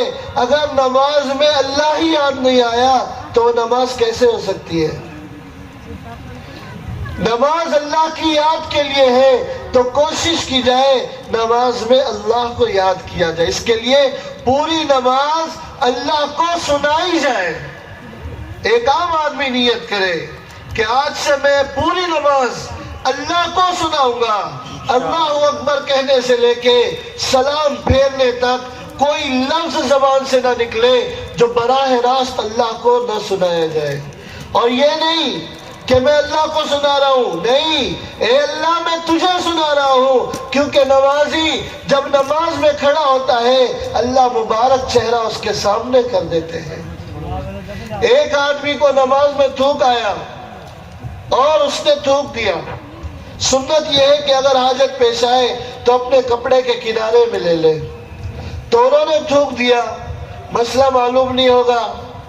جب ان کی نماز مکمل ہوئی تو آپ صلی اللہ علیہ وسلم نے فرمایا آئندہ اس کو امام مت بنانا۔ اگلی نماز میں وہ آئے، نماز پڑھانے لگے تو لوگوں نے کہا آپ نماز نہیں پڑھاؤ۔ کہا کیوں؟ اللہ کے نبی نے منع کیا ہے۔ تو پوچھا یا رسول اللہ صلی اللہ علیہ وسلم کیا بات ہو گئی؟ تو آپ صلی اللہ علیہ وسلم نے فرمایا تو نے اللہ کو اس کے رسول کو تکلیف دی، تجھے معلوم نہیں جب مسلمان نماز میں کھڑا ہوتا ہے اللہ اپنا مبارک چہرہ اس کے سامنے کر دیتے ہیں۔ اللہ ہمارے سامنے ہے، ہم نہیں دیکھ رہے۔ جب وہ مالک ہمارے سامنے ہے تو کیوں نہ نماز اس کو سنائی جائے؟ تو میں اللہ کو سنا رہا ہوں، نہیں، اے اللہ میں تجھے سنا رہا ہوں، میں تجھے سنا رہا ہوں۔ جیسے فون لگایا، ماں سے محبت ہے، ماں کو فون لگایا تو فون نہیں لگا، سوئچ آف آیا، تو واٹس ایپ پہ میسج ریکارڈ کیا اور اپنی بات کہی۔ میسج میں بھی ایک لذت ہے۔ ہم لوگ اللہ کے راستے میں تھے، ہمارے ایک ساتھی وائس ریکارڈ کرتے تھے اور سینڈ کر دیا، تو اپنی آواز جو میسج بھیجا ہے اس کو بار بار سنتے بھی تھے کہ اپنے محبوب کو، اپنی ماں کو، اپنے والد کو میسج بھیجا ہے، اس کو سننے میں بھی مزہ آتا ہے۔ تو اس میں بھی لذت ہے کہ ماں کو میسج بھیج دیا، اس میں بھی لذت ہے۔ لیکن اگر فون لگ جائے اور براہ راست بات ہو تو براہ راست بات کرنے میں جو لذت ہے وہ میسج بھیجنے میں نہیں ہے، براہ راست۔ اچھا یہ بھی ہے کہ ماں ہمارے سامنے نہیں ہے، ہم اس کو نہیں دیکھ رہے ہیں، تو ایک ذات جس کو ہم نہیں دیکھ رہے ہیں اس سے براہ راست خطاب کر رہے ہیں، تو کیا اللہ کو نہ دیکھ کے ہم اللہ سے براہ راست بات نہیں کر سکتے؟ میں اس کو نہیں دیکھ رہا، میری آنکھوں میں وہ طاقت نہیں ہے کہ اس کو دیکھوں، لیکن وہ میرے سامنے ہے۔ اللہ میں تجھے نماز سنا رہا ہوں۔ مولانا سید احمد خان صاحب رحمۃ اللہ علیہ کہتے تھے جب اللہ اکبر کہو تو لفظ اللہ کے لام کو ذرا کھینچ کے پڑھو۔ اللہ اکبر کہنے کی بجائے اللہ اکبر، ہر تکبیر میں اللہ اکبر، تاکہ اللہ کی عظمت، ان کی بڑائی کا احساس دل کو ہو، اور ہر آیت کو الگ الگ پڑھا جائے۔ الحمدللہ رب العالمین، رک گئے، اللہ جواب دیتے ہیں حمیدنی عبدی الرحمن الرحیم، مجدنی عبدی مالک یوم الدین، اثنى علی عبدی۔ اللہ جواب دیتے ہیں۔ ابن القیم رحمۃ اللہ علیہ کہتے تھے تم نماز پڑھو تو سورہ فاتحہ کی آیت پڑھ کے رکو، اللہ تمہیں جواب دے رہے ہیں، ان کا جواب سن لو۔ ہم اللہ سے بات کر رہے ہیں، وہ ہم سے بات کر رہے ہیں، تو اس طرح ایک ایک آیت کر کے پڑھی۔ کب تک قل هو اللہ احد اور انا اعطینا والی نماز پڑھیں گے؟ گھر کی تعلیم میں قرآن کا حلقہ لگانا اس لیے بھی ہے کہ ہمارے سارے گھر والے 10 صورتوں سے آگے بڑھ جائیں۔ ہم جماعت میں جاتے ہیں، 10 صورتیں ہم نے سیکھی، ہمارے دادی نانی ان کے تو 3 دن بھی نہیں لگے۔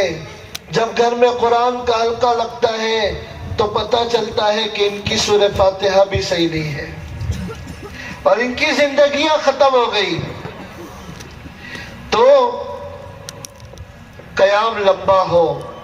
اللہ کے نبی صلی اللہ علیہ وسلم سے پوچھا گیا ای الصلاۃ افضل، کون سی نماز افضل ہے؟ آپ نے فرمایا طول القنوت، جس کا قیام لمبا ہو۔ تو قیام لمبا کیا جائے، یہ نماز اللہ کو پسند ہے۔ نماز میں قرآن پڑھ کے آدمی جتنا اللہ کے قریب جائے گا کسی عمل سے نہیں جا سکتا۔ نماز میں قیام کی حالت میں زیادہ دیر کھڑا رہا جائے۔ حدیث میں آتا ہے جو رات کی نمازوں میں 200 آیتیں پڑھے گا اللہ اس کا نام مخلصین میں لکھ دیتے ہیں۔ رکوع میں میرے عزیز اسلام انا اعطینا سے تھوڑا آگے بڑھ جائے، والضحیٰ تک چلے جائے، الم نشرح تک چلے جائے، والتین، اس جیسی صورتیں ہم کوشش کریں۔ ہم یہ نہیں کہہ رہے کہ یہ صورتیں چھوٹی ہیں، ان کی فضیلت نہیں، اللہ کی قسم قرآن کے ہر لفظ کی بہت فضیلت ہے، لیکن ہم اپنے قیام کو لمبا کریں۔ یہ صورتیں بھی اس کے پڑھنے کا محل ہے۔ فجر کی سنتوں میں قل یا ایھا الکافرون اور قل ھو اللہ احد پڑھی جائے، یہ سنت ہے، لیکن ہر نماز انا اعطینا اور قل ھو اللہ احد، پھر میرے عزیز دوستو ہماری نماز کا قیام کب لمبا ہوگا؟ اسی طرح سے رکوع میں جب آدمی جاتا ہے تو اپنے آپ کو جھکا دیتا ہے اور اللہ کی پاکی بیان کرتا ہے، سبحان ربی العظیم، اور اللہ جواب دے رہے ہیں۔ کھڑے تھے تو ایک طرح سے دوری تھی تو کہا رب العالمین، جب رکوع میں گئے، سجدے میں گئے، اللہ سے قریب ہو گئے، میرے عزیز دوستو کہتے ہیں سبحان ربی، سبحان ربی، میرا رب پاک ہے۔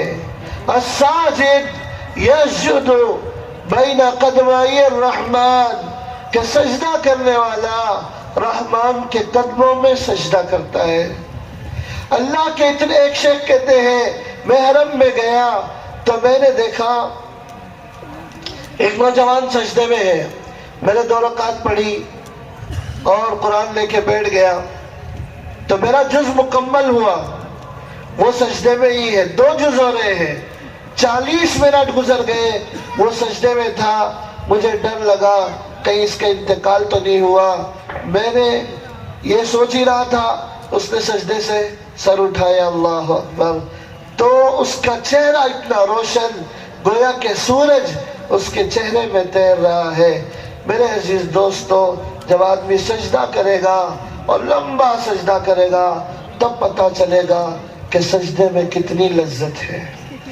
تو کبھی 2 رکعت ایسی پڑھی جائے کہ اس میں سبحان ربی الاعلیٰ 3 کی بجائے اور 5 اور 7 کی بجائے، بلکہ یہ کرنا چاہیے 3 کی بجائے، ابھی ہم بڑے ہو گئے ہیں، بچپن کے کپڑے جوانی میں نہیں آتے۔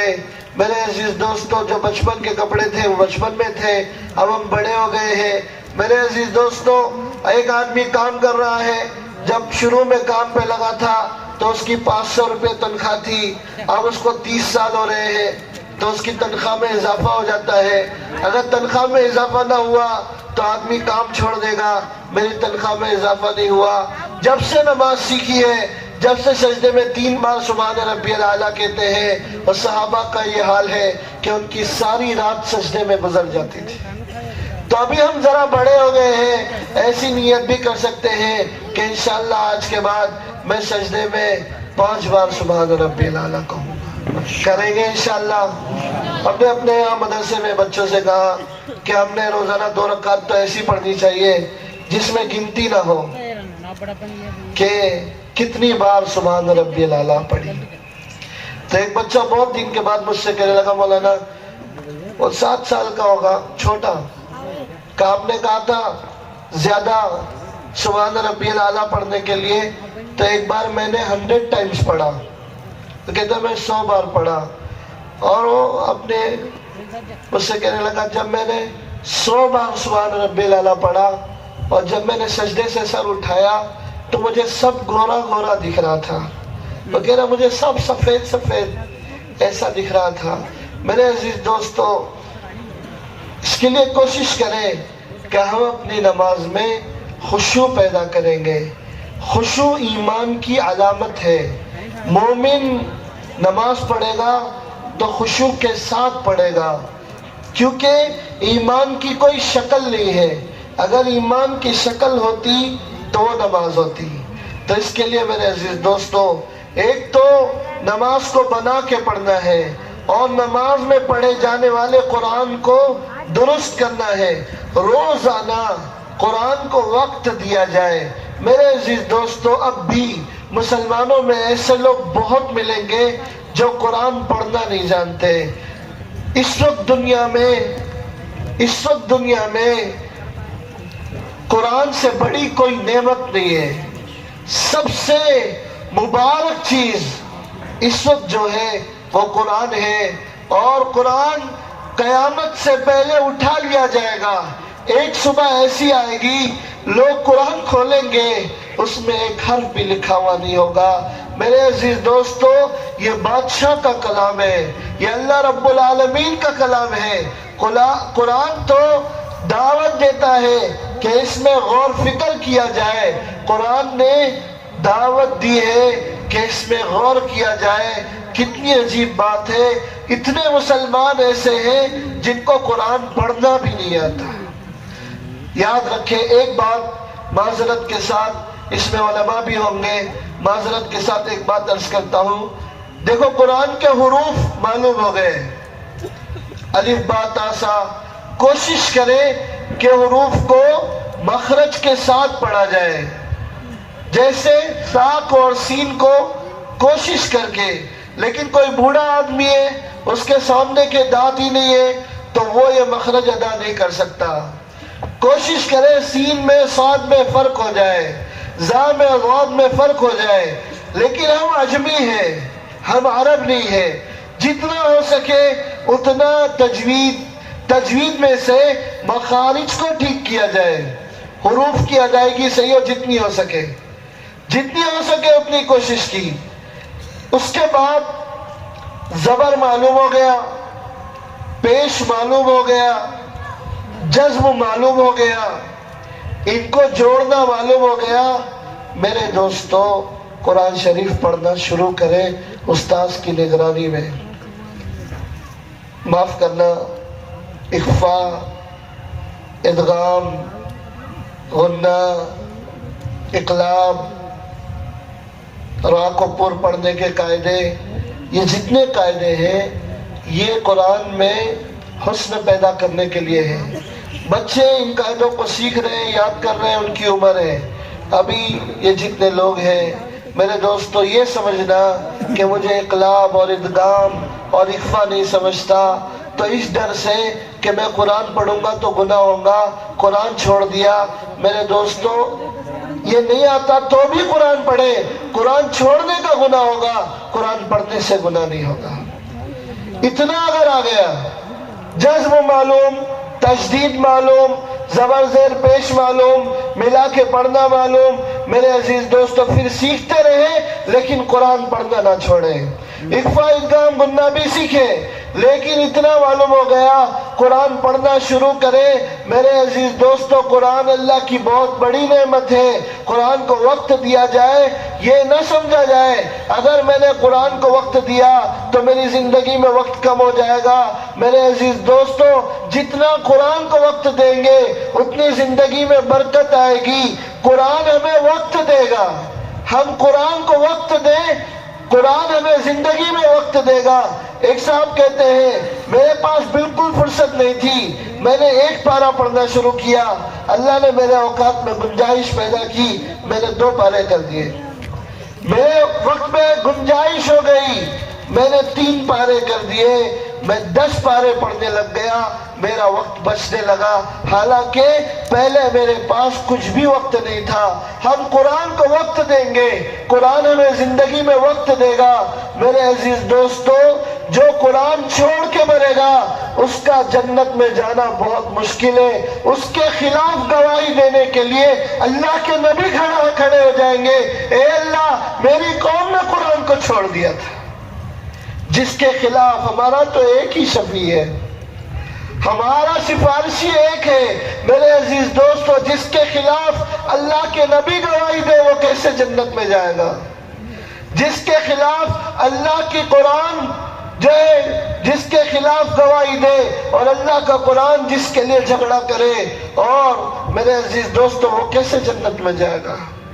اس لیے قرآن کو وقت دیا جائے، قرآن سیکھا جائے، قرآن کے ساتھ بیٹھا جائے، قرآن میں غور کیا جائے، قرآن کو ترجمے کے ساتھ پڑھا جائے۔ میرے عزیز دوستو جتنی تذکیر کی آیات ہے، جتنی جنت جہنم کی آیات ہے، اس میں غور کیا جائے، قرآن کو وقت دے، تسبیحات کا اہتمام کیا جائے، اپنے معاملات کو ٹھیک کیا جائے۔ یہ نہیں کہ کیسی بھی زندگی گزارو۔ میرے عزیز دوستو جس کے معاملات خراب ہوں گے وہ آخرت میں پھنس جائے گا۔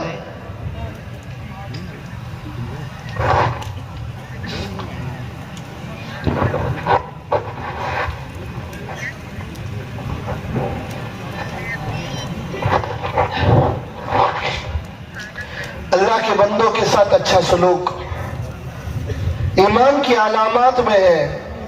ایمان کی آخری علامت اماطۃ الاذی عن الطریق، کہ مومن کم سے کم اتنا کرے گا کہ راستے سے تکلیف دینے والی چیز کو ہٹا دے۔ راستے میں گزرنے والے صرف ایمان والے نہیں، عام انسان، اور صرف انسان نہیں، جانور بھی راستے سے گزرتے ہیں۔ جانور تک کے راستے سے جو تکلیف دینے والی چیز کو ہٹا دے اس کے لیے بشارت ہے، وہ مومن ہے، چاہے آخری درجے کا صحیح۔ وَأَدْنَاهَا، ایمان کی سب سے آخری نشانی راستے سے تکلیف دینے والی چیز کا ہٹانا ہے۔ تو راستے سے جو تکلیف دینے والی چیز کو ہٹائے وہ مومن ہے۔ میرے عزیز دوستو جو راستے میں تکلیف ڈال دے، پڑوسی کو ستائے، میرے عزیز دوستو اس کے ایمان کے بارے میں کیا کہا جائے گا؟ اس لیے ہماری ذات سے کسی کو تکلیف نہ ہو، بلکہ ہم لوگوں کو راحت پہنچانے والے بن جائیں۔ لوگوں کی مصیبتوں میں کسی نے کسی کو تسلی دی، صرف تسلی تو زبان سے دی جاتی ہے۔ کسی مصیبت زدہ کو تسلی دینے پر وہ اجر ملتا ہے جو مصیبت جھیلنے والے کو مل رہا ہے۔ کسی کے گھر میں انتقال ہو گیا، ان کا دل زخمی ہے، تعزیت کے لیے گئے، کہ بہت افسوس ہوا، غم نہ کرو، ہمیں بھی جانا ہے۔ میرے عزیز دوستو صرف یہ جملے کہے، اس کو اس دکھ پہ جو اجر صبر کی وجہ سے مل رہا ہے، اللہ اس تسلی دینے والے کو وہ اجر دے گا۔ میرے عزیز دوستو معاملات کی لائن ٹھیک ہو، کسی کو ہماری ذات سے تکلیف نہ ہو، ورنہ قیامت میں لینے کے دینے ہو جائیں گے۔ غیبت کرنے والے ایسی جہنم میں جائیں گے میرے عزیز دوستو، ایسے ستون ہوں گے جس کے اوپر ڈھکن لگا دیا جائے گا، اور یہ اس لیے ہوگا کہ اسے نا امید کر دیا جائے کہ تجھے یہاں سے باہر نہیں آنا ہے۔ اور ایسی آگ ہوگی تَطَّلِعُ عَلَى الْأَفْئِدَةِ، جو دل تک پہنچ جائے گی، اور دل پر تھوڑی سی تکلیف آدمی کو تڑپا دیتی ہے۔ تو موت نہیں آئے گی، لا يموت فیہا ولا یحییٰ۔ سب سے زہریلا گوشت وہ انسانوں کا گوشت ہے، کہ انسانوں کا گوشت نہ کھایا جائے۔ انسانوں کا گوشت کھانا ان کی غیبت کرنا ہے۔ تو کسی کی غیبت نہیں کرنی، کسی کو تکلیف نہیں پہنچانی ہے۔ میرے عزیز دوستو حدیث میں ہے، اگر پوری بستی میں ایک آدمی بھوکا سو گیا تو وہ پوری بستی اللہ کی رحمت سے 40 دن کے لیے نکل جاتی ہے۔ ایک آدمی، لوگ کہتے ہیں کہ باسی کھانا کھانا سنت کے خلاف ہے، یہ زیادہ صحیح نہیں ہے۔ زیادہ صحیح یہ ہے کہ کھانے کو باسی کرنا سنت کے خلاف ہے، کہ گھر میں کھانا ہے اور وہ کسی محتاج تک نہیں گیا، وہ فریج میں چلا گیا. مولا علی میاں رحمۃ اللہ علیہ کہتے تھے جب تک ہماری والدہ تھی وہ کہتی تھی میرے گھر میں فریج نہیں آئے گا، اس لیے کہ آج کھانا بن جاتا ہے، غریبوں کی بستی ہے وہاں کھانا چلا جاتا ہے، اگر فریج آ گیا تو سارا کھانا اس میں جائے گا. حالانکہ مومن تو کھانا کھلانے والا ہوتا ہے، ایمان کی علامات میں کھانا کھلانا ہے. یہ لوگ میرے عزیز دوستو، آدمی اس بات کو نہیں سمجھتا کہ کھانا نہ کھلا کر آدمی کا بہت بڑا نقصان ہوگا. جہنم میں مومن گیا، مسلمان تھا اور جہنم میں گیا، اس سے پوچھا جائے گا کیوں جہنم میں آیا؟ تو کہیں گے لم نک من المصلین، ہم نماز نہیں پڑھتے تھے. پہلی وجہ جہنم میں جانے کی نماز نہ پڑھنا. وَلَمْ نَكُ نُطْعِمُ الْمِسْكِينَ، ہم مسکین کو کھانا نہیں کھلاتے تھے. تو کھانا نہ کھلا کر آدمی جہنم میں جا سکتا ہے. اس لیے میرے عزیز دوستو خوب کھانا کھلانے کا اہتمام کیا جائے، کھانا کھلانے کا اہتمام کیا جائے. اور سب سے زیادہ ہمارے اچھے سلوک کے محتاج ہمارے اساتذہ، ہمارے ماں باپ ہیں. اپنے ماں باپ کے لیے اس لیے کہتے ہیں استغفار کریں تو کوشش کریں یہ پڑھنے کی ربی اغفر لی ولی والدیہ. یہ چھوٹا سا کلمہ ہے، ربی اغفر لی ولی والدیہ. اللہ مجھے معاف کر دے، میرے امی ابا کو بھی معاف کر دے. حدیث میں آتا ہے ایک آدمی کی جنت میں ترقی ہو جاتی ہے، وہ کہتا ہے اللہ عمل کا زمانہ ختم ہو گیا، مجھے آگے کیوں بڑھایا گیا؟ تو اس سے کہا جاتا ہے تیرے بیٹے نے تیرے لیے استغفار کیا، اللہ نے تجھے آگے کر دیا. تو اگر استغفار چلتے پھرتے اٹھتے بیٹھتے کر رہے ہیں تو صرف اپنے لیے مانگنے کی بجائے ربی اغفر لی ولی والدیہ، اللہ مجھے معاف کر، میرے ماں باپ کو معاف کر. ربی اغفر لی ولی والدیہ، اللہ مجھے معاف کر، میرے ماں باپ کو معاف کر. تو یہ ماں باپ کے ساتھ حسن سلوک بھی ہے اور اس کی وجہ سے اللہ اسے بھی معاف کریں گے، اور ماں باپ کے ساتھ حسن سلوک کی وجہ سے اس کے دنیا کے مسائل کو بھی حل کر دیں گے. ربی اغفر لی ولی والدیہ، جن کے زندہ ہے وہ بھی، جن کے انتقال ہو گئے وہ بھی. اور صرف استغفار نہیں، اپنے ماں باپ کو وقت دے. ابھی ان کا دماغ نہیں چلتا، بوڑھے ہو گئے، تو ان سے نفرت نہ کریں، ان سے محبت کریں. ان کو ہوش نہیں ہے، وہ نہیں پہچانتے تم کون ہو، تم پہچانتے ہو وہ کون ہے. انہیں تمیز نہ رہی. زین العابدین رحمت اللہ علیہ ماں سے بہت محبت کرتے تھے، لیکن ماں کے ساتھ کھانا نہیں کھاتے تھے. لوگوں نے پوچھا حضرت آپ ماں کے ساتھ کھانا کیوں نہیں کھاتے؟ تو فرمایا کہ مجھے اس سے ڈر لگتا ہے کہ اگر سالن میں کوئی اچھی چیز آ گئی، گوشت کی بوٹی آ گئی، میری ماں کو وہ پسند آئی اور اس کا ہاتھ پہنچنے سے پہلے میرا ہاتھ اس پہ بڑھ گیا تو اللہ کو کیا جواب دوں گا؟ میرے عزیز دوستو ان کا خیال رکھا جائے. اصل امتحان یہی ہے، وَقَضَى رَبُّكَ أَلَّا تَعْبُدُوا إِلَّا إِيَّاهُ وَبِالْوَالِدَيْنِ إِحْسَانًا. تیرے رب کا فیصلہ ہے اس دنیا میں اللہ کی عبادت کی جائے گی اور ماں باپ کے ساتھ حسن سلوک کیا جائے گا. یعنی کتنا بلند مقام ماں باپ کو ملا. ایک آیت کے دو حصے ہیں. ایک آدھی آیت اللہ کی توحید بیان کر رہی ہے اور آدھی آیت ماں باپ کے ساتھ حسن سلوک کو بیان کر رہا ہے. بچپن میں ماں باپ کا ادب کرنا آسان ہے. چھوٹے بچے کو ماں کی گالی دو تو رونے لگے گا، اور طاقت ہوگی تو سامنے والے کو مارے گا. کیونکہ ابھی ماں کے احسان سامنے ہے. جوان ہو گیا, ابھی ماں باپ بالکل بوڑھے نہیں ہیں, ماں باپ کے پاس ملکیت ہے, ماں باپ کی اطاعت کرنا آسان ہے, ورنہ جائیداد سے بے دخل کر دیں گے. اب ان کا سب تقسیم ہو گیا, اب ان کی عقل بھی ساتھ نہیں دیتی.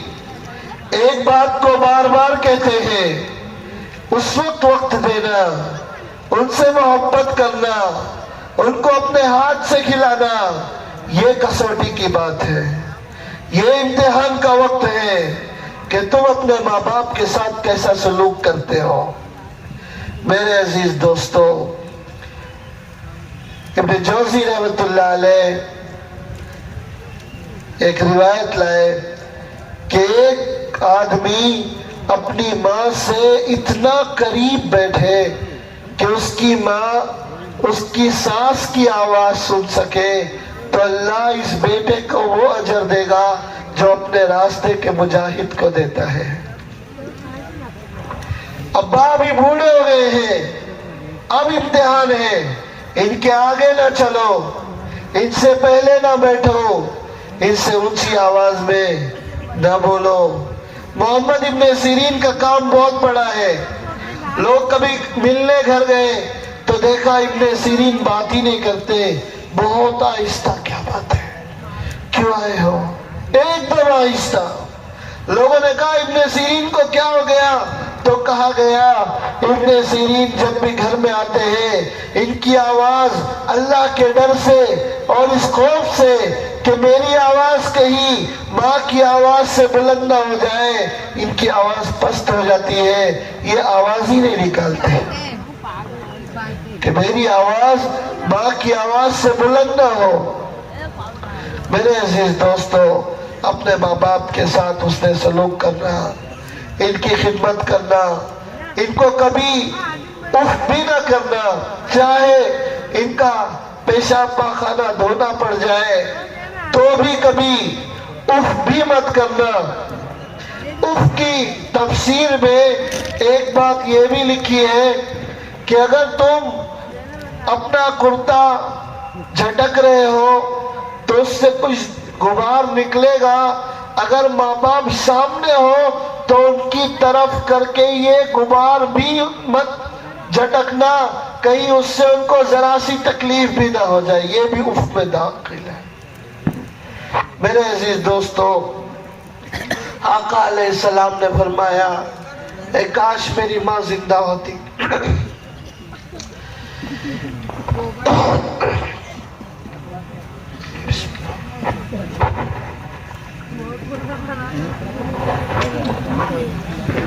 عشاء کی اذان ہو چکی ہوتی, نماز شروع کرتا, سورہ فاتحہ ہوتی اور میری ماں آواز دیتی محمد صلی اللہ علیہ وسلم, تو میں نماز توڑ کے جواب دیتا لبیک یا امی. میرے عزیز دوستو, اس لیے سلوک کی لائن ماں باپ کے ساتھ, گھر والوں کے ساتھ, اپنی اولاد کو وقت دیا جائے. یہ ایسا دور آ گیا ہے میرے عزیز دوستو, صرف اس سے فراغت نہیں ہوگی کہ ہم نے بچے کو مکتب میں بھیج دیا. مکتب میں ایک استاذ ہے, 20 طلبہ ہے, 1 گھنٹے کے لیے وہ آتے ہیں, سبق سنیں گے یا سبق دیں گے یا ان کی دینی تربیت کریں گے. ان کا پورا وقت جو ہے اسکولوں میں گزر جاتا ہے.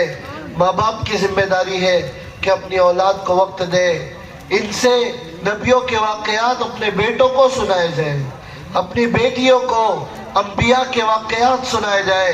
ابراہیم علیہ السلام, یہ دیکھیے یعقوب علیہ السلام نبی ہے اور نبیوں کے باپ ہے اور ان کی اولاد میں نبی ہے. حضرت یوسف علیہ السلام, ان کے بیٹے ان کے سامنے ہیں, لیکن اپنے بیٹوں سے کہہ رہے ہیں جب میں مر جاؤں گا تو اے میرے بیٹو تم کس کی عبادت کرو گے. اپنی موت کے وقت اپنی اولاد کی فکر کر رہے ہیں. میرے عزیز دوست, اپنی اولاد کی تربیت کی فکر کی جائے, صرف یہ نہیں کہ اللہ سے انہیں ڈرایا جائے. بعض ماں باپ بچے کو کہتے ہیں ابھی چھوٹا ہے, اللہ ماریں گے, اللہ کاٹیں گے, اللہ جلائیں گے. میرے عزیز دوست, اللہ محبت بھی تو کرتے ہیں, ایک آدمی نے اپنے بیٹے سے کہا بیٹے نماز پڑھے گا اللہ تجھ سے پیار کرے گا، تو 5 سال کا نماز شروع کی اور اس لیے پڑھ رہا ہے کہ اللہ محبت کریں گے، تو نماز میں لذت آنے لگی تو اذان سے پہلے اور اذان پر مسجد جانے لگا۔ ایک دن پھوپھی کے گھر گیا تو وہاں سے فون کیا کہ میں ابھی یہی رہوں گا، آج سے پھوپا پھوپھی میرے امی ابا ہیں، تم میرے امی ابا نہیں ہو۔ کہا کیوں؟ کہا پھوپا مسجد میں مؤذن ہے، تہجد کی نماز پڑھتے ہیں، گھر پہ رہتا ہوں تو 5 وقت کی نماز ملتی ہے، یہاں مجھے 6 وقت کی نماز مل رہی ہے۔ اللہ سے پیار ہو گیا۔ ایک دن بخار تھی، باپ نے سوچا اس کے سامنے نماز کو جاؤں گا، یہ بھی آئے گا، بخار میں تپ رہا ہے، تو اس سے نظر بچا کے جانے لگے تو دیکھ لیا، چلنے لگا۔ کہا ابا میں بھی نماز کو آؤں گا، تو باپ نے کہا بیٹے تیرا جسم بخار میں ہے اور تو یہی پڑھ لے۔ تو کہا نہیں میں نماز پڑھوں گا، اللہ مجھ سے پیار کریں گے، میری بخار چلی جائے گی۔ تپتے بدن کے ساتھ گیا، نماز پڑھی اور حقیقت میں اس کی بخار چلی گئی۔ اپنی اولاد کو یہ بتائیں کہ اللہ محبت کرتے ہیں، اللہ نماز پڑھنے پر، سچ بولنے پر جنت میں ڈالیں گے، جنت میں لائٹ کے کپڑے ہوں گے، نور کے کپڑے ہوں گے، کبھی میلے نہیں ہوں گے۔ ایسا گھوڑا ہوگا جس پر آدمی بیٹھے گا، وہ گھوڑا ہیرے کا ہوگا، وہ گھوڑا اسے ہوا میں لے کے اڑے گا۔ جنت میں سوئمنگ کریں گے اور جنت اتنی پیاری ہے، اگر سچ بولیں گے اللہ جنت دیں گے، ماں باپ کی اطاعت کریں گے جنت دیں گے۔ ان کو صحابہ کے واقعات سنائے جائیں۔ میرے عزیز دوستو، سعد بن ابی وقاص رضی اللہ عنہ کہتے ہیں ہم اپنے بچوں کو صحابہ کے مغازی کے واقعات سنایا کرتے تھے، اس لیے اپنے گھر کی تعلیم میں اپنے بچوں کو لے کے بیٹھے۔ گھر کی تعلیم اہتمام سے 5 اعمال کے ساتھ، میرے عزیز دوستو یہ سب سے زیادہ ضروری ہے کہ ہم اور ہماری اولاد یہ ایک ساتھ جنت میں چلی جائے، ہم میں سے کوئی ناکام نہ ہو۔ اس لیے اولاد کو وقت دینا ضروری ہے، ان سے بات کرنا ضروری ہے، ان کے لیے دعا مانگنا ضروری ہے۔ انبیاء نے اپنی اولاد کے لیے دعا کی، رب اجعلنی مقیم الصلاۃ ومن ذریتی، اللہ مجھے بھی نماز کا اہتمام کرنے والا بنا، میری اولاد کو بھی نماز کا اہتمام کرنے والا بنا۔ اللہ کے جلیل القدر نبی، اللہ کے انبیاء میں اللہ کے خلیل حضرت ابراہیم علیہ السلام ہیں، اللہ سے اتنی محبت کرنے والا نبی اللہ سے کہتا ہے اللہ مجھے نماز کا اہتمام کرنے والا بنا اور میری اولاد کو نماز کا اہتمام کرنے والا بنا۔ اپنی اولاد کے لیے دعا کی جائے۔ تو تعلیم کا اہتمام، اور میرے عزیز دوستو یہ دین ہمارے پاس امانت ہے، پوری دنیا انتظار میں ہے۔ میرے عزیز دوستو اس دین کو لے کے پورے عالم میں پھرنا یہ ہماری ذمہ داری ہے۔ آقا علیہ السلام ہمیں ذمہ دار بنا کے گئے ہیں۔ میرے عزیز دوستو یہ ایک ایسا کام ہے، اس کام سے ایسی امید ہوئی اور ایسی ربانی لہر چل گئی کہ اللہ کے دین کا پوری دنیا میں زندہ ہونا اب میرے عزیز دوستو ایسا لگتا ہے کہ بہت جلد وہ وقت آ جائے گا، وہ صبح آ جائے گی کہ آسمان کے، میرے عزیز دوستو اس آسمان پر صرف اسلام کا سورج ہوگا۔ اللہ اپنے کلمے کو بلند کریں گے اور انسانیت ہدایت پر آ جائے گی، ایک ایک بچہ جنت میں جانے والا بن جائے گا۔ اللہ ہمیں معاف کرے۔ انبیاء اپنی قوم کی فکر کرتے تھے، وہ کہتے تھے اللہ میری قوم کو معاف کر، میری قوم مجھے جانتی نہیں۔ میرے عزیز دوستو یہ سب ہماری قوم ہے۔